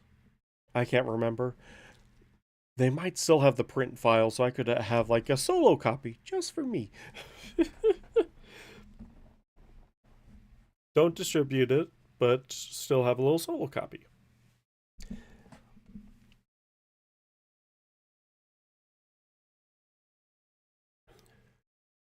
Speaking of fics I'd never read these days, I have an entire shelf dedicated to old Anon and Equestria stories of very variable quality. Yeah, yeah, nope. I wholly get that. Honestly, I need to go through a bunch of my read it later and reading list, or a bunch of my read it later shelf, and just purge a bunch of stories that I'm not going to get to, just because I've lost interest in them. But like some of the fics that I definitely wouldn't read nowadays is pretty much all of the Five Nights at Freddy MLP crossovers fics that I've run into. I don't know why I was reading them. I mean, I did get into FNAF a bunch, but I don't think I was ever into the whole FNAF fan fiction portion of it. Maybe just reading it out of curiosity. I don't know, but gosh, those were of varying quality and never really got anywhere. Uh, let's see, what other stories would I like not read? Of the 500 stories that is currently in my library, maybe some more of like the grimdark stories, because funny enough is that's how I got into ponies in the first place, was through grimdark, like Scarlet Garden, Rainbow Factory, Cupcakes, like those things. And then I quickly transitioned to more lighthearted things. And I think I much prefer the lighthearted things with a touch of realism to them rather than all lighthearted or all grimdark. I read one called "In All the Time You've Known Me, Have I Ever Done Anything Smart?" which Twilight confronts Chrysalis after the invasion and learns something amusing. Oh, yeah, yeah. Also, welcome, Dodo. Welcome to the stream. Uh, yeah, there's a lot of fics. My first real involvement in Pony fandom was Fallout Equestria. Yeah, pretty much. Like I knew about the show and whatnot from my brothers being super into it, but I was still trying to be macho manly man because I was a teenager at the time. Because of course I would be, and so I was like not into it, but I was still curious about it, honestly. And then I just started reading some of the grimdark fictions, and I'm like, man, these are really good. Maybe it's not for kids after all. My intro is "Friendship is Optimal." Oh, that's a good one. Uh, it took me like. There's a lot of stories, or a lot of universes in, or subgenres in film fiction that I would love to get into, but I want to read the original story first. And it's sometimes really hard to find the original story. Uh, I think was curious about, oh, what was it called? Um, the Human Pony Transformation Bureau or something like that.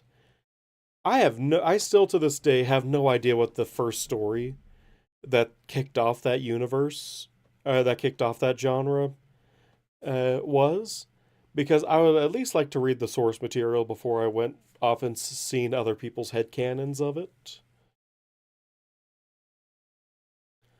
That got me, and a bunch of my friends loved that one too, but they never went into the fandom.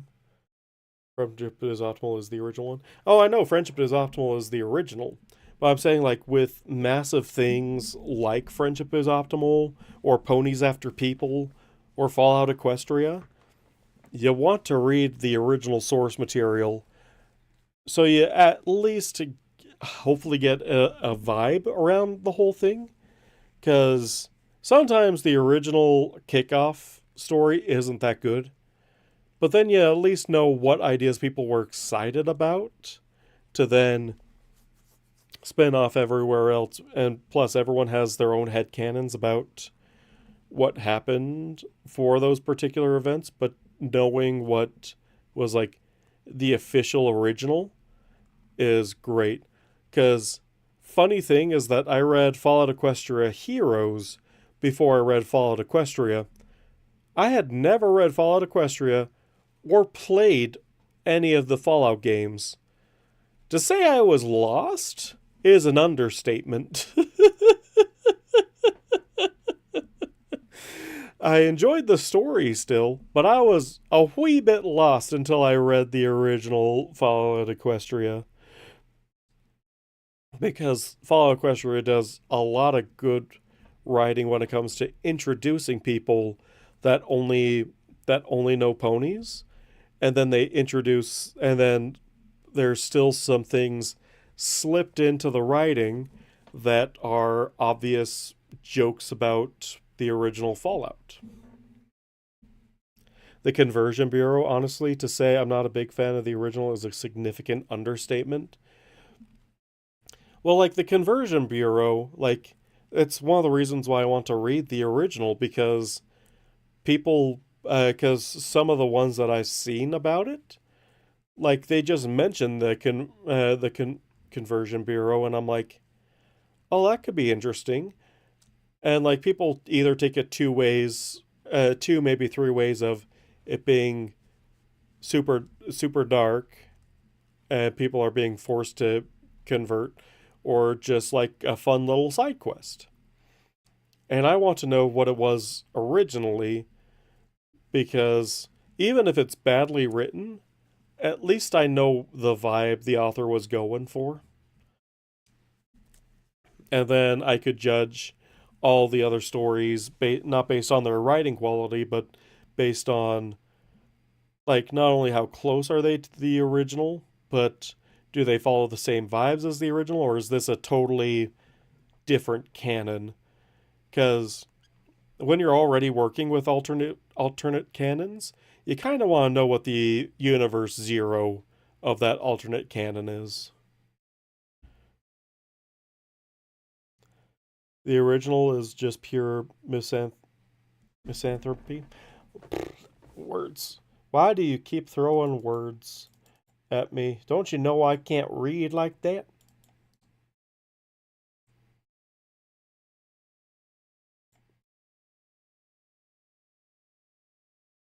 Ah, gotcha. Gotcha. I had a feeling that's what it meant, but I wanted to make sure. And yeah, like uh but like I've seen some fics where it's like, oh, the ponies are taking over the human race, so everyone must be ponies.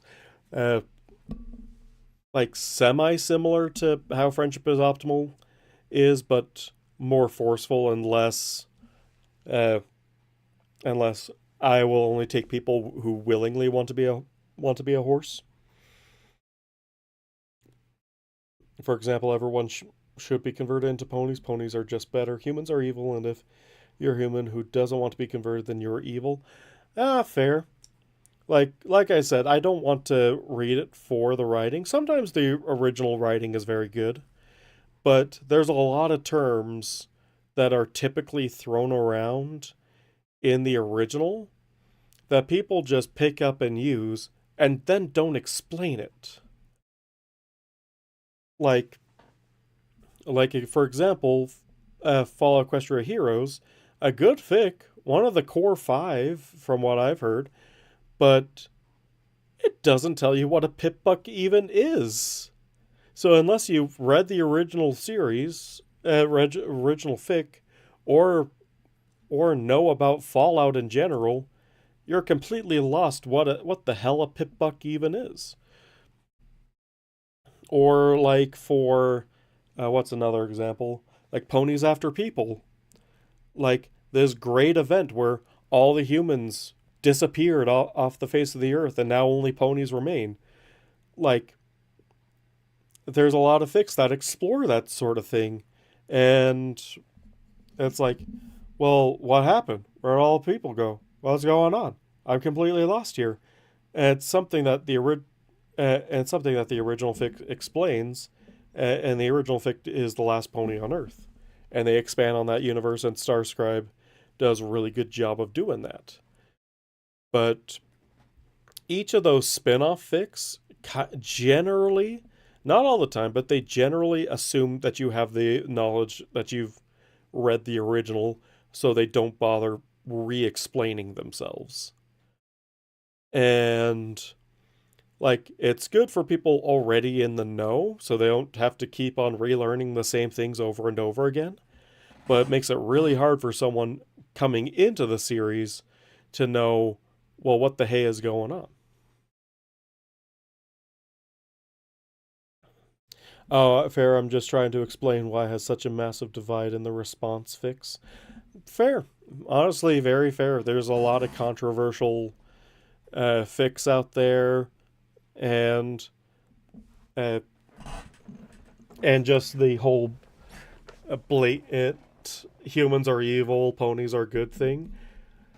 Like it screams early fandom stuff, and I enjoy the more nuanced things of, oh, both can be evil, both can be good, and them working together is has fun dynamics that they can play off each other. Have you played a Fallout game as of now?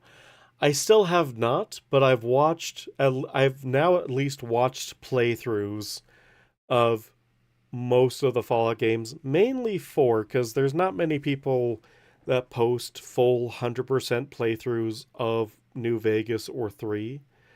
And most people that do play Fallout 3, and they're like, I'm going to 100% it. It goes on for like 20 episodes, and then they give up on it. But yeah, no, I watched the entirety of Steven Plays Fallout 4, and it's like a 400 plus episode series. You're in there for the long haul, but a lot of things make sense. And I know Fallout 4 is kind of meh, and I have issues with the story that any time that I talk with my roommate about Fallout 4, I have to bring it up because honestly, I think the best side in that game is the one that they don't give you an option for because they obviously want you to have a big bad to take down. But when in an open world game like that where you can basically do whatever the hell you want, it's like, oh yes, I'm the leader of the Brotherhood of Steel, the Minutemen, the Railroad, as well as now I can become, as well as now the head of the Institute. I can now order everyone to stop fighting and for the Institute to stop being evil for 3 seconds.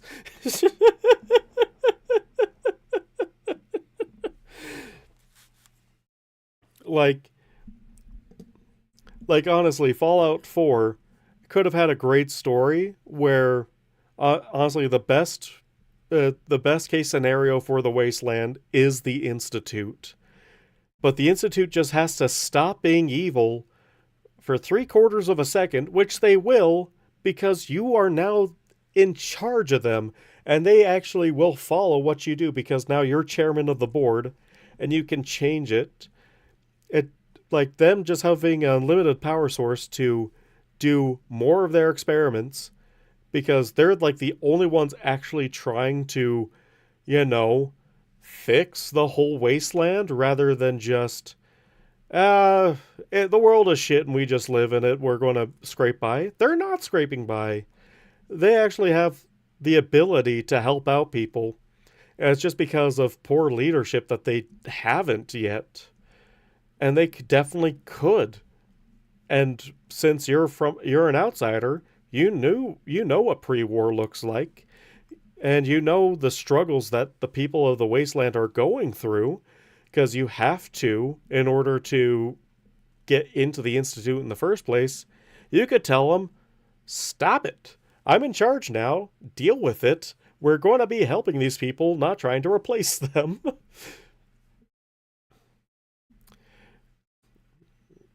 uh New Vegas is heavier technically, but also costs Obsidian a ton of like a single point in Metacritic. I know, right? New Vegas, like if they had gotten one single point, we would have gotten so much better games out of them, and maybe like even a refresh of New Vegas. You know, finally having a Bethesda game recognize that you're in charge of basically every faction as a story mechanic would be pretty damn cool. Exactly, exactly. Uh, uh, but yeah, like the whole like Metacritic thing because uh like the deal that Bethesda gave Obsidian was if you got you had to get like a score of 90 on Metacritic in order to continue making Fallout games. And we're going to give you like 7 months to make a new game, and it has to beat 90 or else you're going to not be making Fallout games anymore.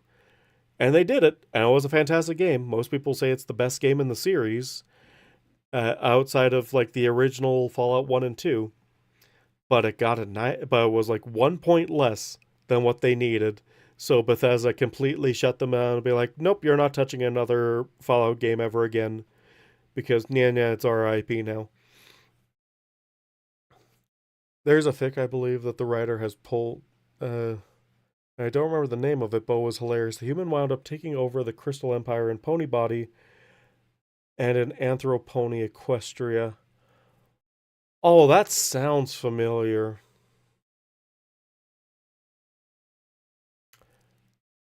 And then the. Why do I have a bot deleting messages? What?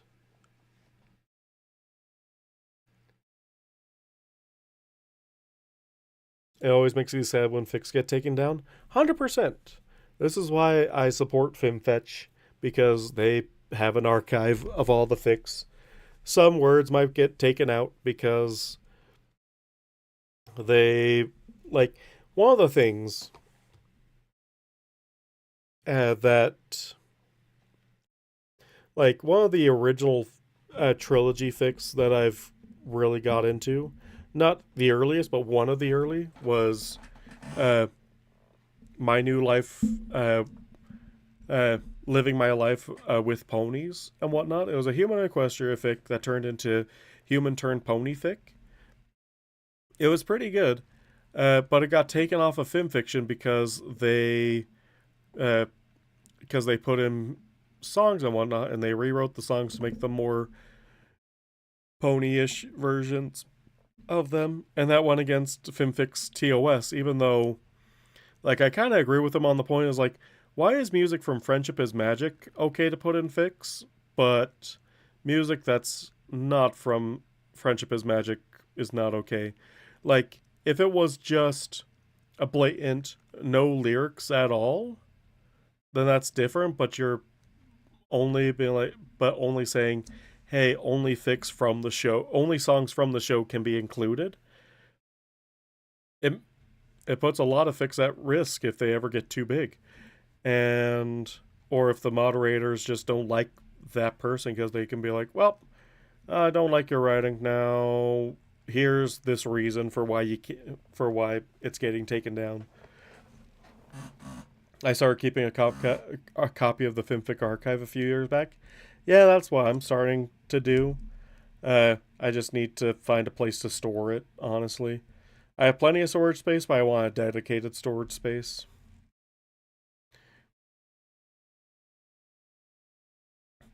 Once read a fic where Harry Potter accidentally wound up in Equestria, in the Crystal Empire right after it came back, accidentally killed Sombra, and the Crystal Ponies named him king. Honestly, I read another fic like that. It's The King is Dead, Long Live the Emperor. It's a changeling uh, who who fell to the Crystal Empire and accidentally killed Sombra, and they named him king. And it's also one of the fics where I really like their explanation for changelings and how they came about. Uh, Issue is that by including song lyrics opens the site to DMCA takedowns, but that's also true with Fimfic, like uh, with uh, with Friendship is Magic stuff.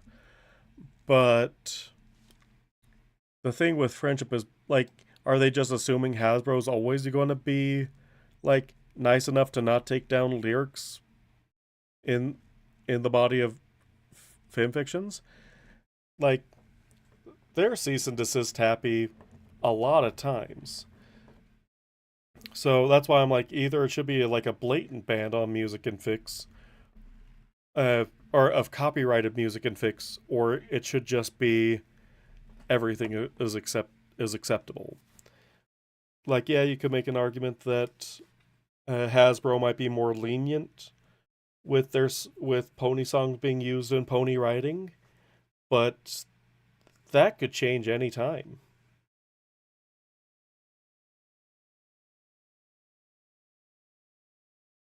Let me see.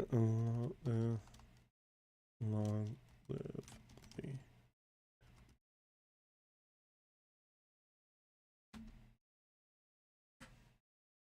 the. Uh, Honestly, that's probably the reason why they're doing it that way.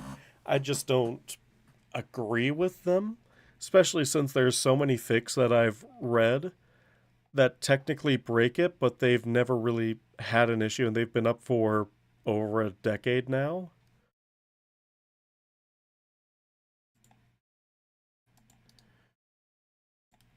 And that changeling fic is in recommendations uh, now. The unfortunate part is it's also a permanent hiatus fic. Sad day, sad times all around. The human did find a way to go to his hometown, but when he teleported back to Equestria, he brought his whole town with him. Oh, nice. But yeah, what the King is Dead, Long Live the Emperor does for changeling lore is honestly my favorite explanation of changelings. I think it's just big music labels just second like to sue websites instead of just taking the offending stuff down. But don't websites like YouTube and FimFiction, aren't they protected by like safe harbor law? Like if they know copy as soon as they're aware of it, they have to take it down, but if they aren't, they actually can't be sued by it because they're just hosting it, they're not providing the content. I believe we have successfully stopped you from reading. I mean, that was probably going to be always a given, honestly.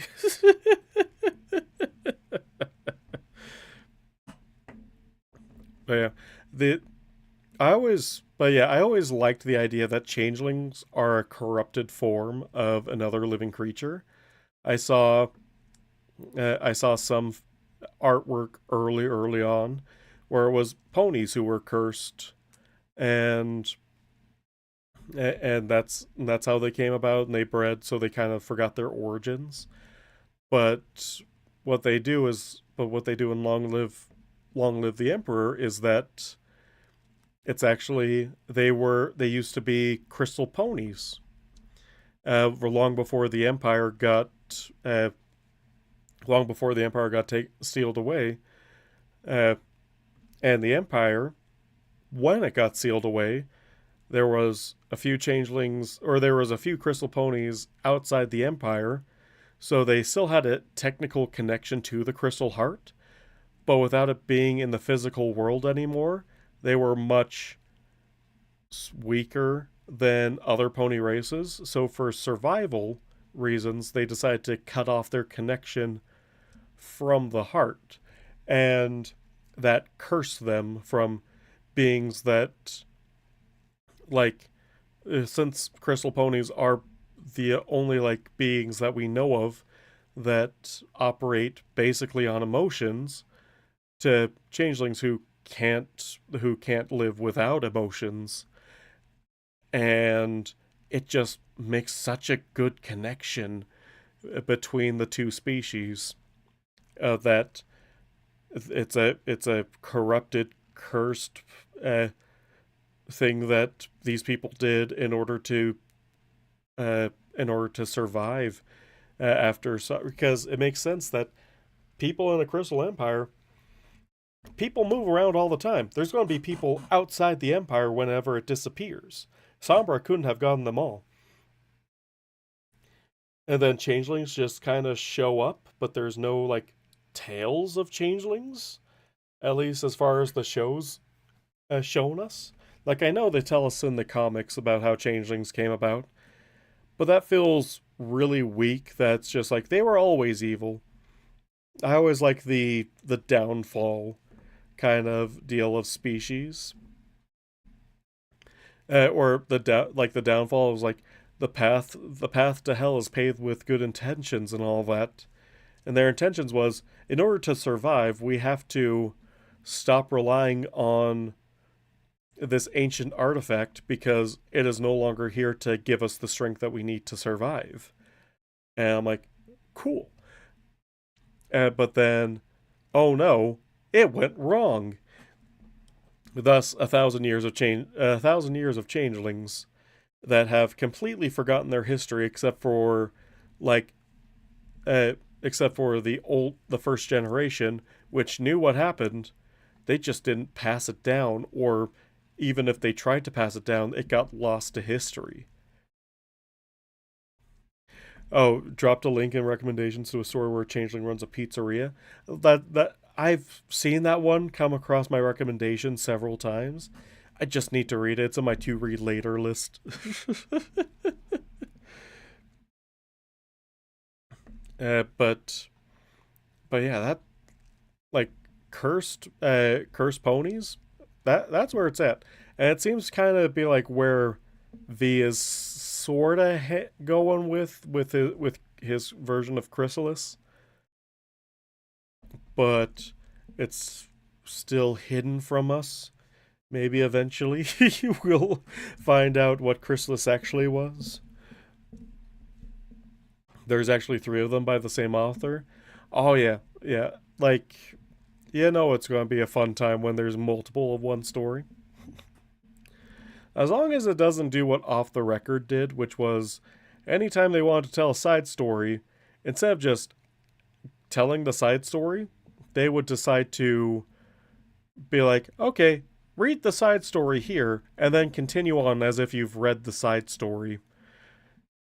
Uh, like, that's the reason why I dropped that fic, because it was like, okay, I know you were liking the way this fic was, but let's rob all your momentum to read a side fic that you actually need to read in order to understand the story. And then we'll continue on the rest of the story, and we'll see you back here when you've done that. Like, it just stops it in the middle of the fic. And like, there's other stories that do this too, like the Bridge MLP Godzilla crossover, but they're not required reading. They're only required if you want more lore, pretty much. But they're not critical plot points.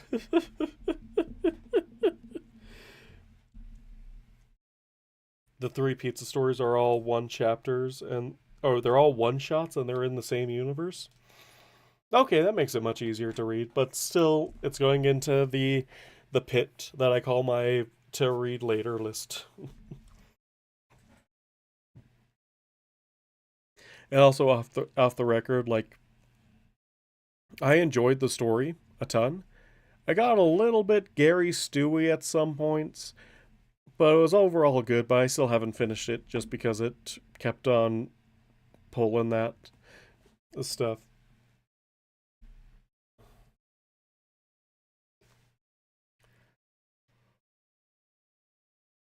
I believe the fic reader was straight to the point, but when the writer pulled his story, the fic reader pulled his readings off of YouTube.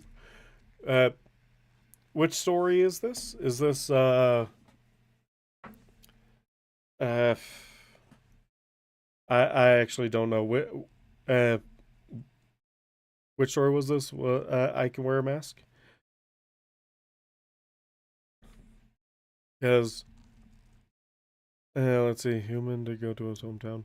Or are you talking about the Harry Potter fic that you were talking about? Uh, oh, another good pony fic. Like post-apocalyptic pony fics are fun, especially if the post-apocalypse isn't a wasteland; it's actually just a different society. One of my friends wrote a series that I absolutely adored that I actually wrote a little fanfic about myself, like Karma and a few others have done for Changing of the Guard. Oh, that's nice. Oh, that's awesome. You should drop a link to that because now I'm insanely interested. uh, oh, that's too bad.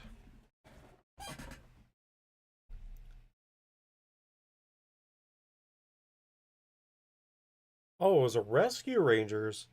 I haven't heard of Rescue Rangers in ages.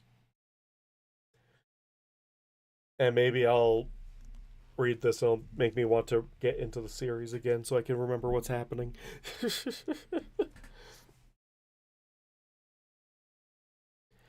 uh, what was I talking about?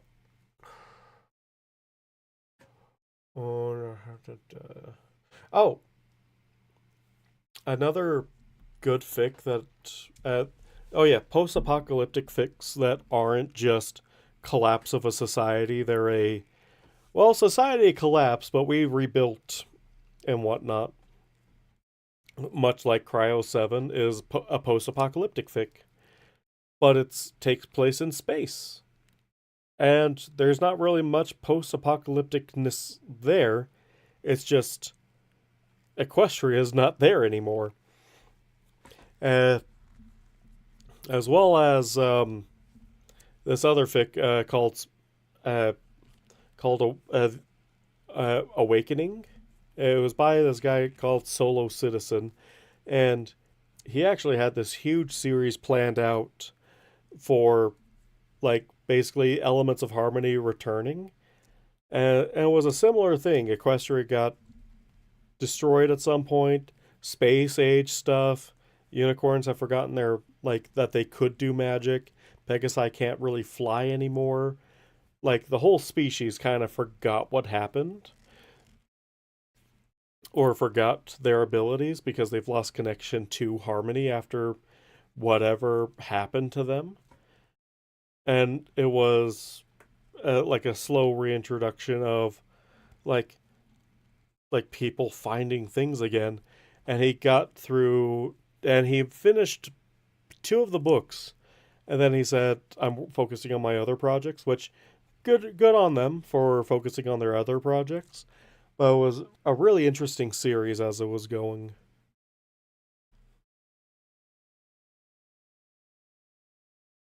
To be pedantic, a post apocalypse without the wasteland is technically a post apocalypse. I, let's be even more pedantic. It's not a post apocalypse. It's a recovered apocalypse. it's a reorganization apocalypse.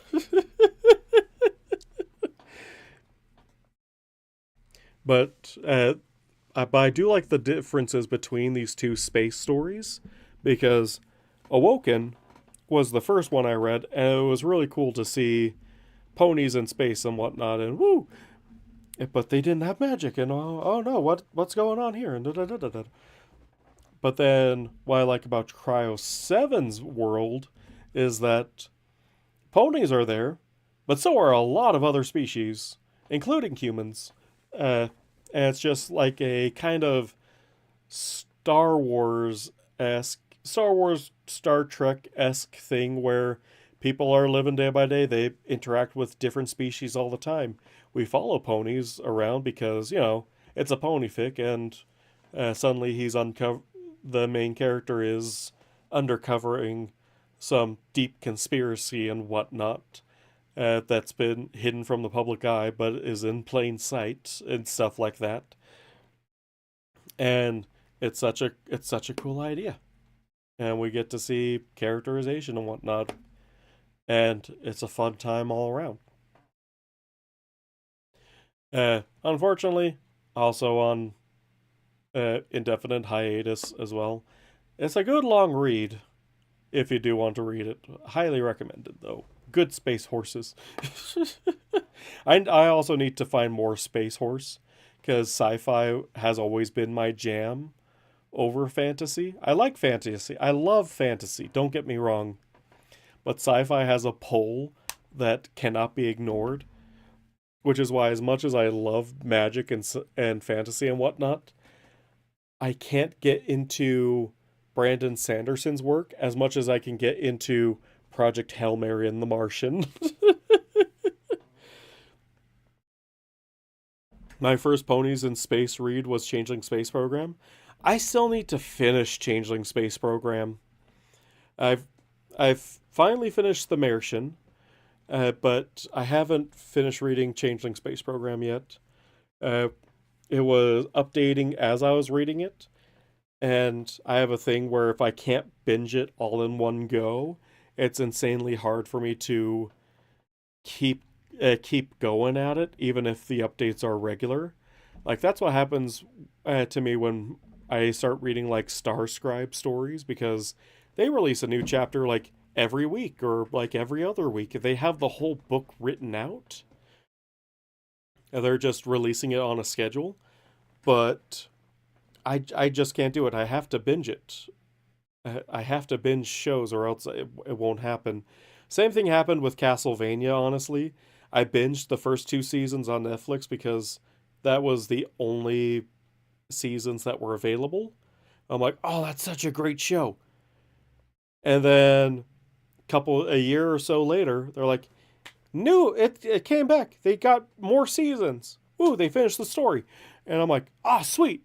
And then I never went back to watch it because wasn't able to binge it the first time, and now I have to rework up the energy to start the binge process over again.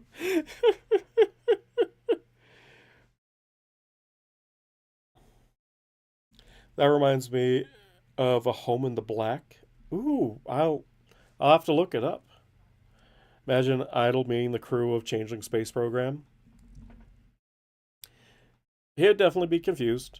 I haven't read enough. It's been a while since I've read Changeling Space Program. I left off at the part where Chrysalis basically bullied her way to onto the capsule that Cherryberry said, "No, this is not safe for flight maneuvers." And that's pretty much where I ended. I need to finish it. I need to keep on reading it.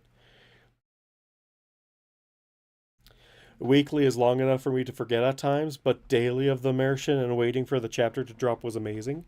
Oh, 100%. That's good stuff right there. More horsefic. More horsefics if you're interested in reading more horsefics. Highly recommend The Dusk Guard by Viking ZX. Also good stuff. Has 3 stories written in it already. One of them takes place as a what happened to the Crystal Empire before the main 6 arrived. And it was a lot more close than most people thought.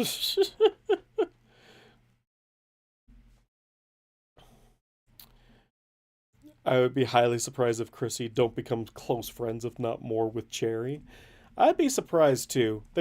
When you work that close together with someone, either you become best friends it's either best friends, lovers, or you hate each other's guts, but you work together because you're good for each other. And that's semi regular, like what the Mythbusters went through. They don't hate each other's guts, they respect each other, but they just don't work well together, but it worked well for TV.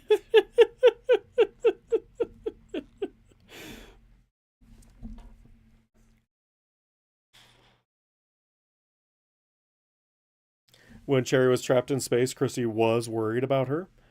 Oh yeah, 100%. Like you worry about your coworkers, even if you don't even if you don't worry about them on a romantic level. Like you can still be concerned for your coworkers. Um, have you read The Martian yet? I highly recommend reading The Martian. It's a good space horse story, and I love what it did with the concept of the Martian, but then twisting it to be, well, hey, ponies are here too.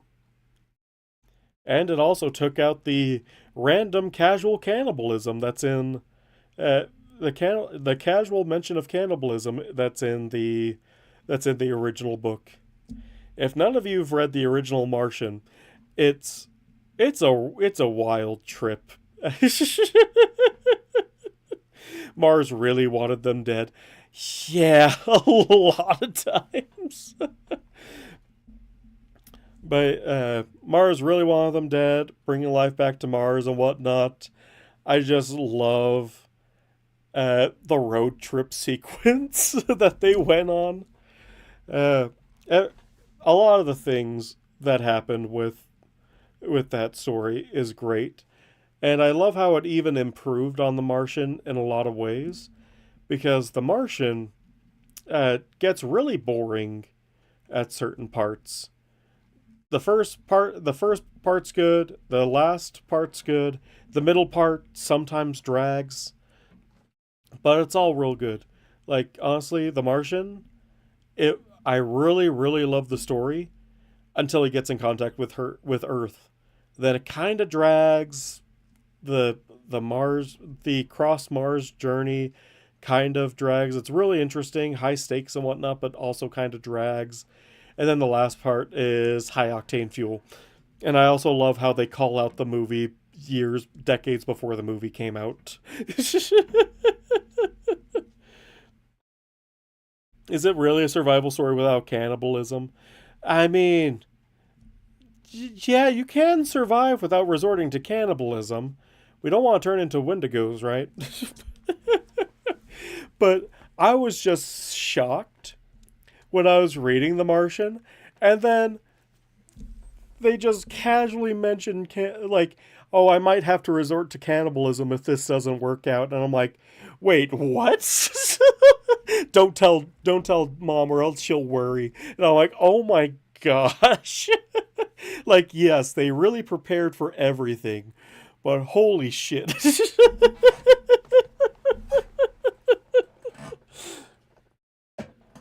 And they never mentioned it again.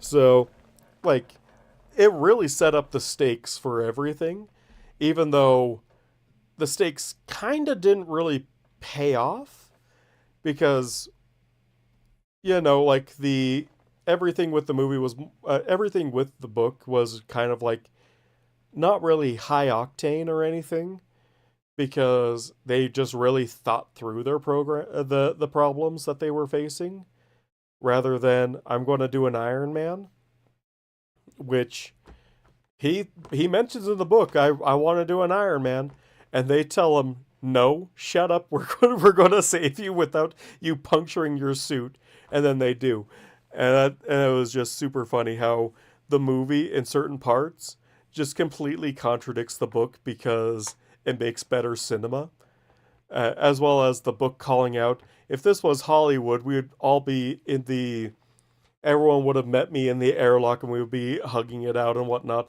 But someone still has to fly the ship, so it's only me and the guy who saved me. And then in the movie, it's everyone in the airlock celebrating that they got Mark back. And I'm like, oh my gosh, I love how it called it out so soon. And then Hollywood still went with the cliche. Though, oh, the story that really stuck with me was the Opportunity Rover, and I can't remember the title. Oh, yes, I remember that. It's called My Battery is Low and It's Getting Dark. Oh, that's such a touching story. let me grab you the let me grab it for you. A battery is low.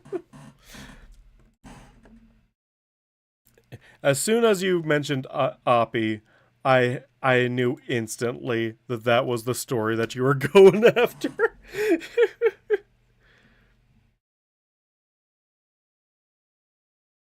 Yeah, the book called it out, and then Hollywood's like, you know, even though the book called us out on it, we're going to do it anyway.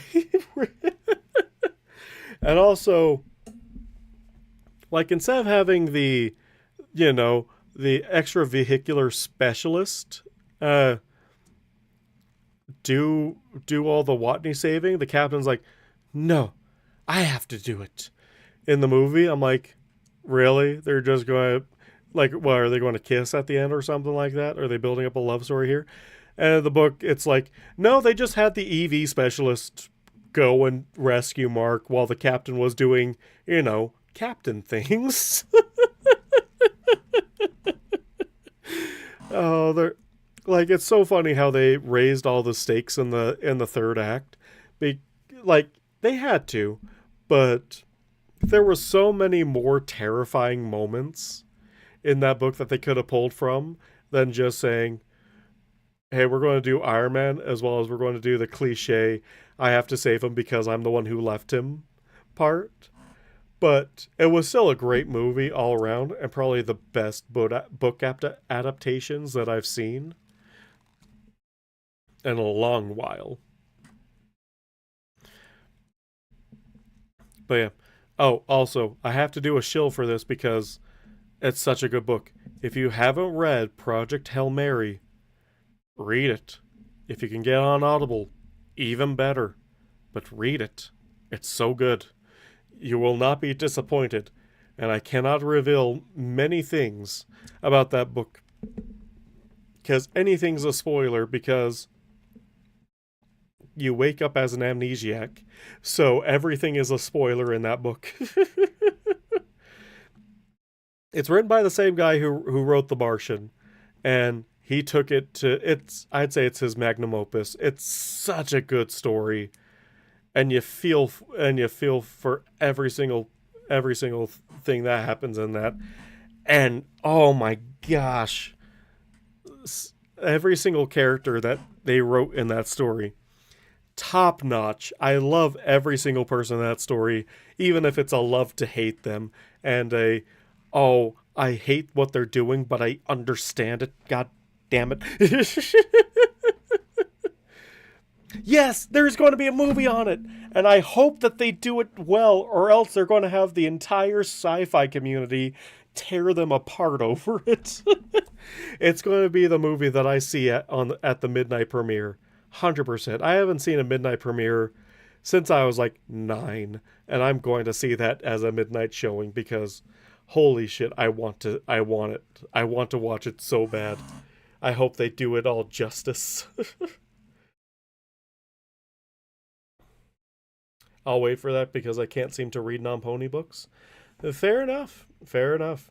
Like I am absolutely hooked on pony books myself, and the only reason I haven't been reading so much is I have to say is probably to blame because there's not that many good readings of pony books out in the aether. Uh, so I've tried to struggle reading non-pony books. It doesn't work half the time, but when you get a really good one, especially as an Audible book, oh, it goes hard. But yeah, highly recommend Project Hail Mary because, whew, that's a good one. And if you can get it on Audible, oh, or if you can get the audiobook, even better. And I'm saying Audible specifically because it's an Audible exclusive right now, which, but Ah, it's so good. Have you read Long Road to Friendship? No, but I've seen it pop up a lot, so I kind of want to read it. But, like, I know this sounds mean, but I don't really like Sunset as a character. Maybe it's because I haven't watched all of the Equestria Girls movies. Like, I've seen the first two, but I haven't really followed along with them as much as a lot of other people have. So they're like, oh my gosh, Sunset. And I'm like, yeah, Sunset's a good character, but I'm more fascinated what people can do with their own characters without having to be, like, manhandled by canon or anything like that. Some people can make their characters work within canon, and it's great when they can. But when you have OCs that and an AU, you can do a lot of things. And you don't even need to make it not an AU, but just insert an OC. And even if they do the cliche thing of, oh, they have to meet with the main six, they fall in love with the main six, or something like that, you can still write a great story. I just love the characterization that can come from that.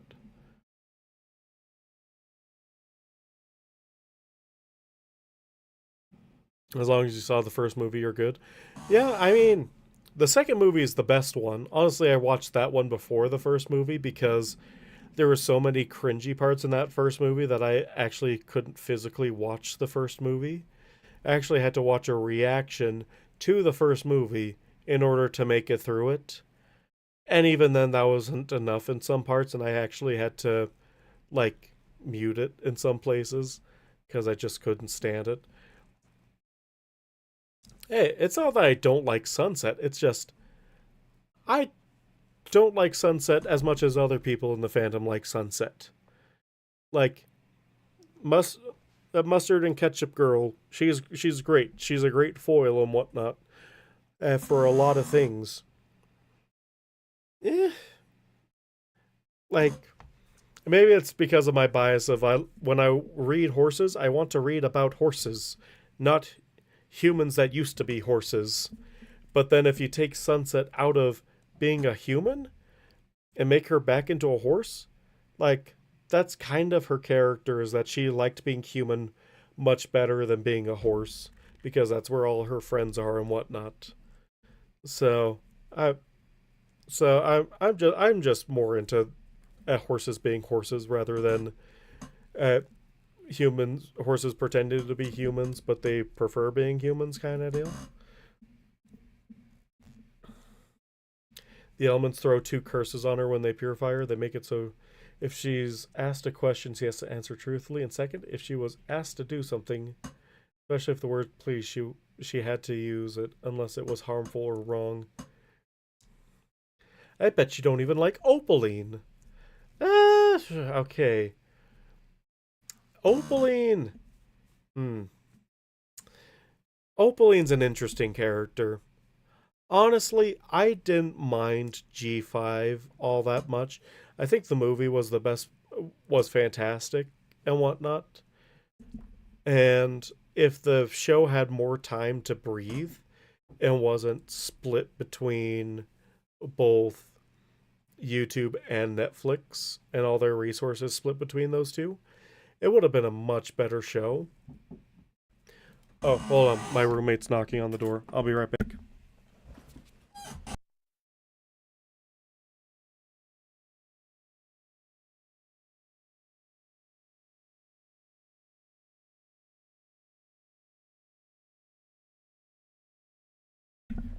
Never mind. False alarm.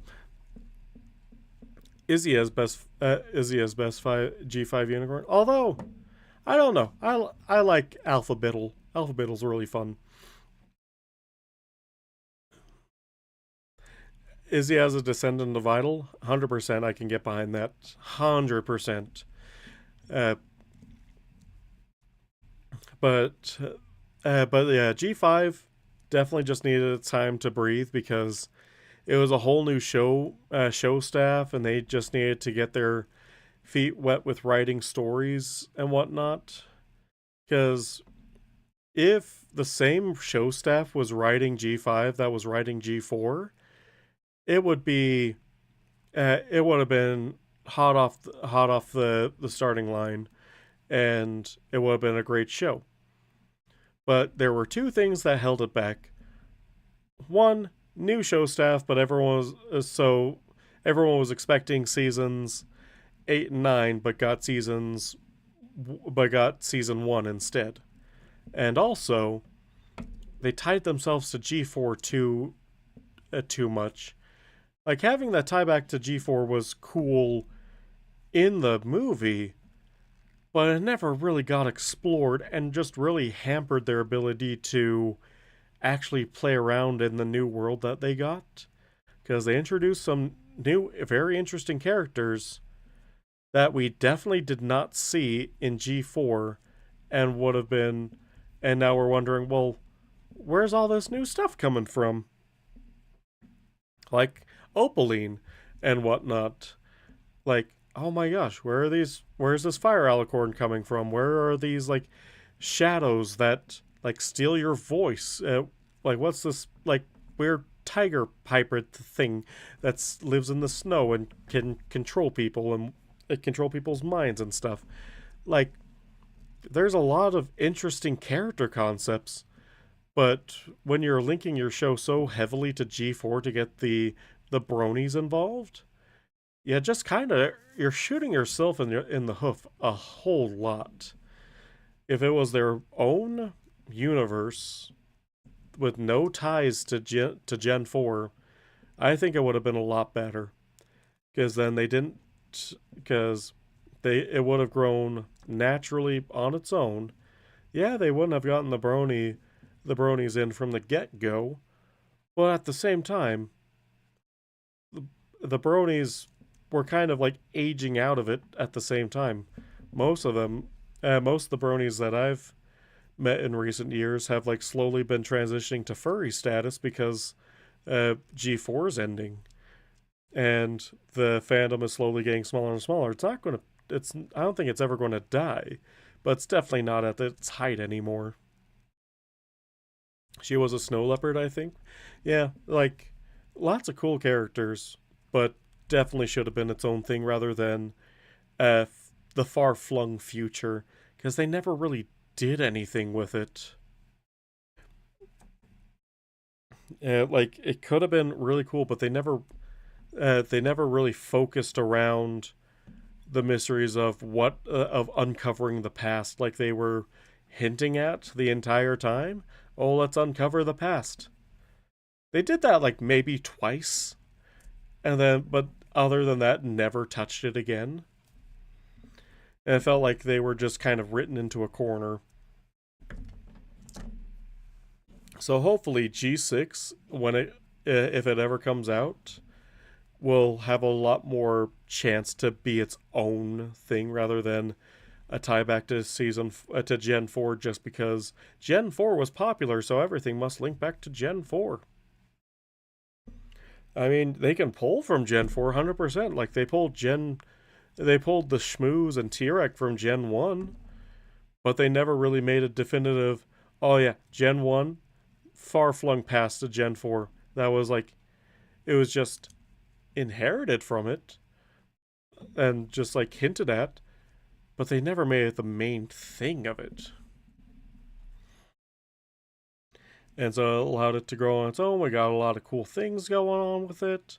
And like, because like you don't hear people asking in Gen 4, well, where are all the humans? Where are all the humans? Because Megan was a human, and she was in Gen 1. And we got T-Rex, and he was from Gen 1. Why isn't he in Gen 4? Where's Megan? Or where's like Megan's ancestors? Why aren't they going over the rainbow to get more humans to solve their problems?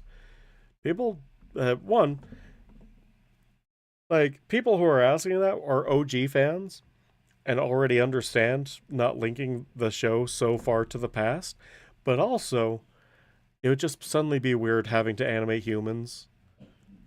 And if they had just been like, oh yeah, humans in the past were a thing, and there was like kingdoms and whatnot, and it would have been a worse show overall if it didn't let itself give itself time to breathe. G5 Spike conveniently has no memories of what happened in G4 that made them seal them steal away the magic. Don't even get me started on Spike. But unfortunately, you did get me started on Spike. Spike is all right. Like, it's cool that he's there, but he's the only callback from the dragons. Like, where's Garble? Where's Ember? Where's, like, any of the other dragons? And also, why is he so small?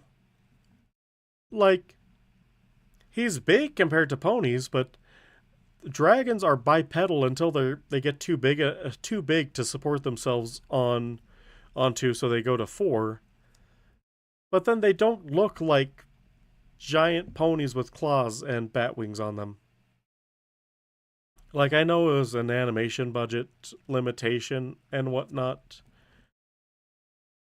but they could have saved that for much later. Like, the voice they gave him, awesome. He still has the personality of Spike. He has the voice of an older Spike. He has the personality of a Spike. Great. But why did they give him such why did they give him such? Why? What did they do to his body? Like, I've seen so many fan editions of what Spike should look like, and he's just this imposing character, but then he's still like a nerd at heart. And I'm like, oh, that would have been so funny, and would have been so accurate. Wasn't he a lizard for a bit? He was. But we don't know if that was his final form because, that was during greed growth. But like, the Spike that we see at the end of the series is this fairly buff bipedal dude. He got jacked in the last few years, and he could have definitely gone quadruped in the intervening who knows how long since it got sealed away. Probably not longer than like a millennia or something, because we don't know if dragons live long enough, but we know that they can take 1,000-year naps. But yeah, we don't know if they're immortal. But if they are immortal, where's all the other dragons that we met in G4? Like, where's Ember? Like, Spike's the dragon lord now. What the hell happened to Ember? And where's the staff that Ember wielded, or that proved your authority over all the other dragons? And again, they just looked like ponies, and then even worse, they made Spike look like even worse. Like I'm not going to get into a debate of whether or not Spike should look effeminate and whatnot, but given how they were going for at the end of G4, they went for an obviously masculine build for Spike. Why did it suddenly change course and then he suddenly looks like a mare in G5? It's like, I'm not saying things can't change, but gosh, that's such a drastic change, especially when you give him such a deep voice to work with, too.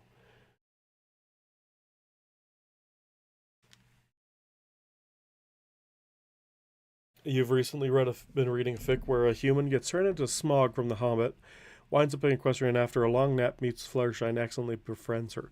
Oh, nice. That's fun. I think I remember reading a fic ages ago that only got like 2 chapters in, and it was the Dragonborn from Skyrim.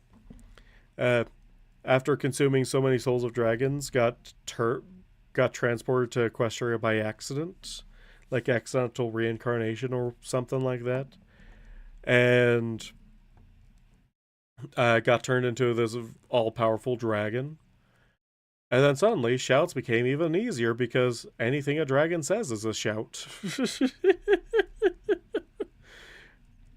But yeah, like, I don't think I would have read it, like, nowadays, because the writing, while, from what I remember, being decent enough, they never really gave the Viking, or they never gave the Dragonborn much characterization in Skyrim, so, like, it was probably something that they would reveal over time, but doesn't feel like Dragonborn really added to anything other than maybe his backstory and the reason why he's a dragon in the first place.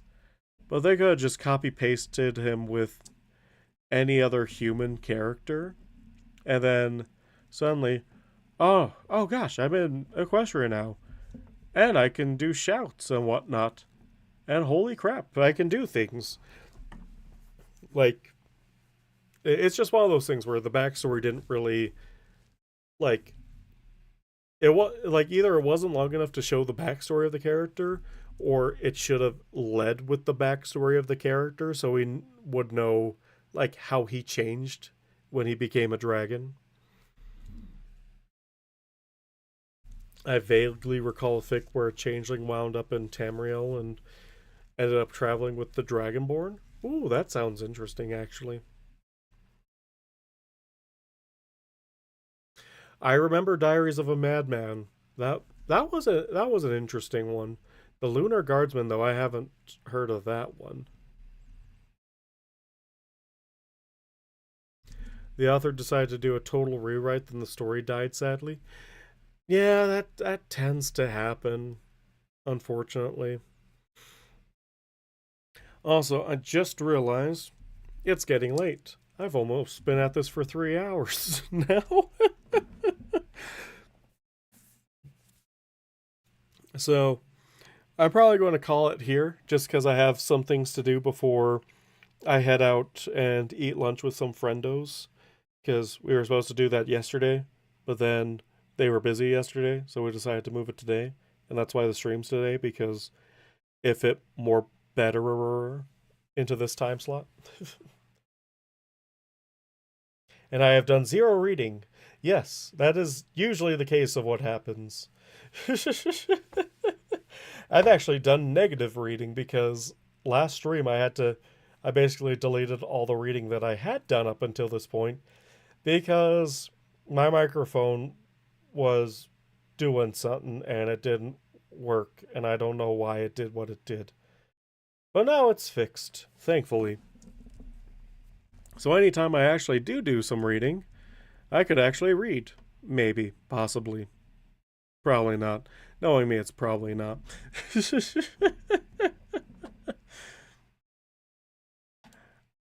But yeah, I believe without further ado, I'm going to end it here. If Idle became a Power Ranger, what would his color be? Random question.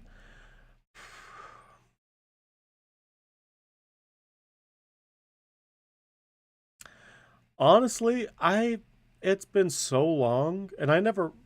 It's been so long since I've done anything Power Rangers related, and I never really grew up with the show, so I never got into Power Rangers in the first place. I would have to say he'd maybe be the white Power Ranger or the black Power Ranger. I don't know why. It just seems like those colors fit him the best. Definitely wouldn't be the leader. Uh, it also depends on uh, which generation we're talking about. Because if we're talking about the original series, then they had the pink Power Ranger, which was always a girl. Then they weirdly enough had the yellow Power Ranger, which just well, let's not talk about the characterization of the rest of the colorations. I as a joke I could see pink because he is all about love. I mean, true, that could work. In fact, there's actually been multiple pictures, or at least one really good picture of him being of his changeling form being pink. Uh, Let me see if I can find that again. Am I still logged in here? Yes.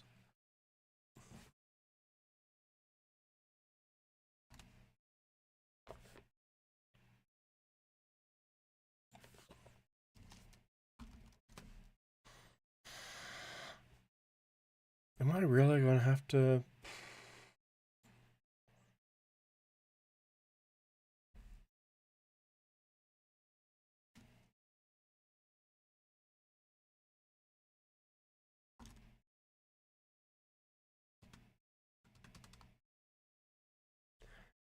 Uh,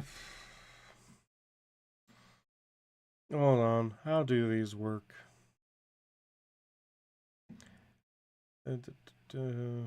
Activity. Activity? No? Hold on. Oh, faves. Thank goodness.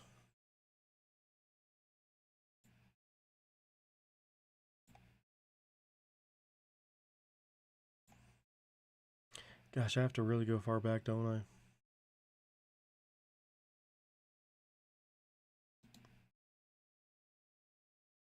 How far back do I have to go? Come on.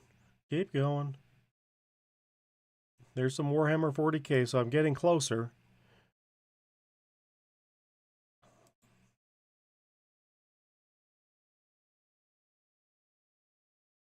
There's a different Changeling Plus, so getting a little bit closer. Gosh, why is this only showing like 10 things at a time? I wish it would show slightly more.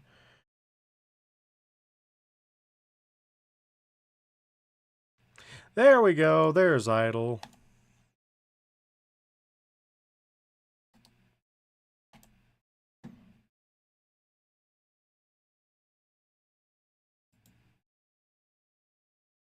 There we go. And popping that into the art chat. There we go. Idle having a rough time of it, as always. Okay, Rescue Rangers. Definitely should look into that at some point. I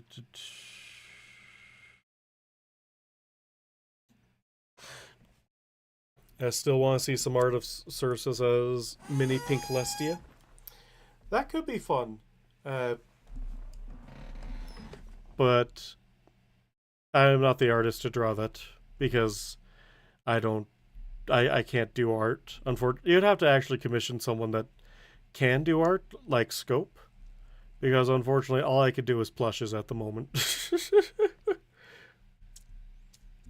Of course, the moment he gets splashed, the black paint just washes off, unless he paints himself in tar, and then he can have fun things of accidentally being feathered as well. And tar won't actually harm him as much as we think, and it's sticky enough that it will maintain its. It will stay on him for a lot longer. But yeah, he definitely shouldn't have that drill. Someone should take that drill off of him. A plush of Circe as Pink Lestia? Maybe, but then I'd have to figure out how to draw cardboard. And then that's a whole other set of issues.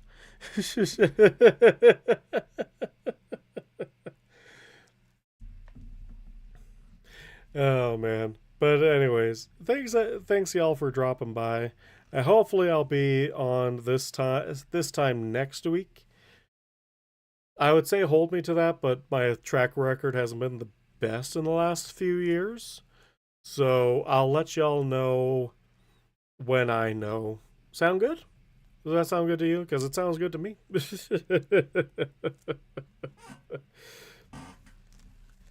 All right, I'll catch y'all later. Thanks again for dropping by, and we shall sacrifice Pensive. Yes, sorry, Pensive. Your 9 o'clock sacrifice is coming up soon. Oh, Smile absolutely would love having a Ling in their employ, and that's what the chocolatier is for. He's accidentally employed by Smile, even though he does not know that he's employed by Smile, which is the funniest thing. He's just a knowledgeable pony, and then suddenly people think he's like the super secret spy, but he's just a chocolatier.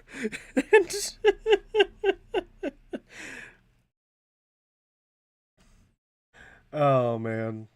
Anyway, catch y'all later, and I'll see you. If not next week, then I'll definitely be seeing you for the live stream of the New Year's live stream. Have a good one, everyone.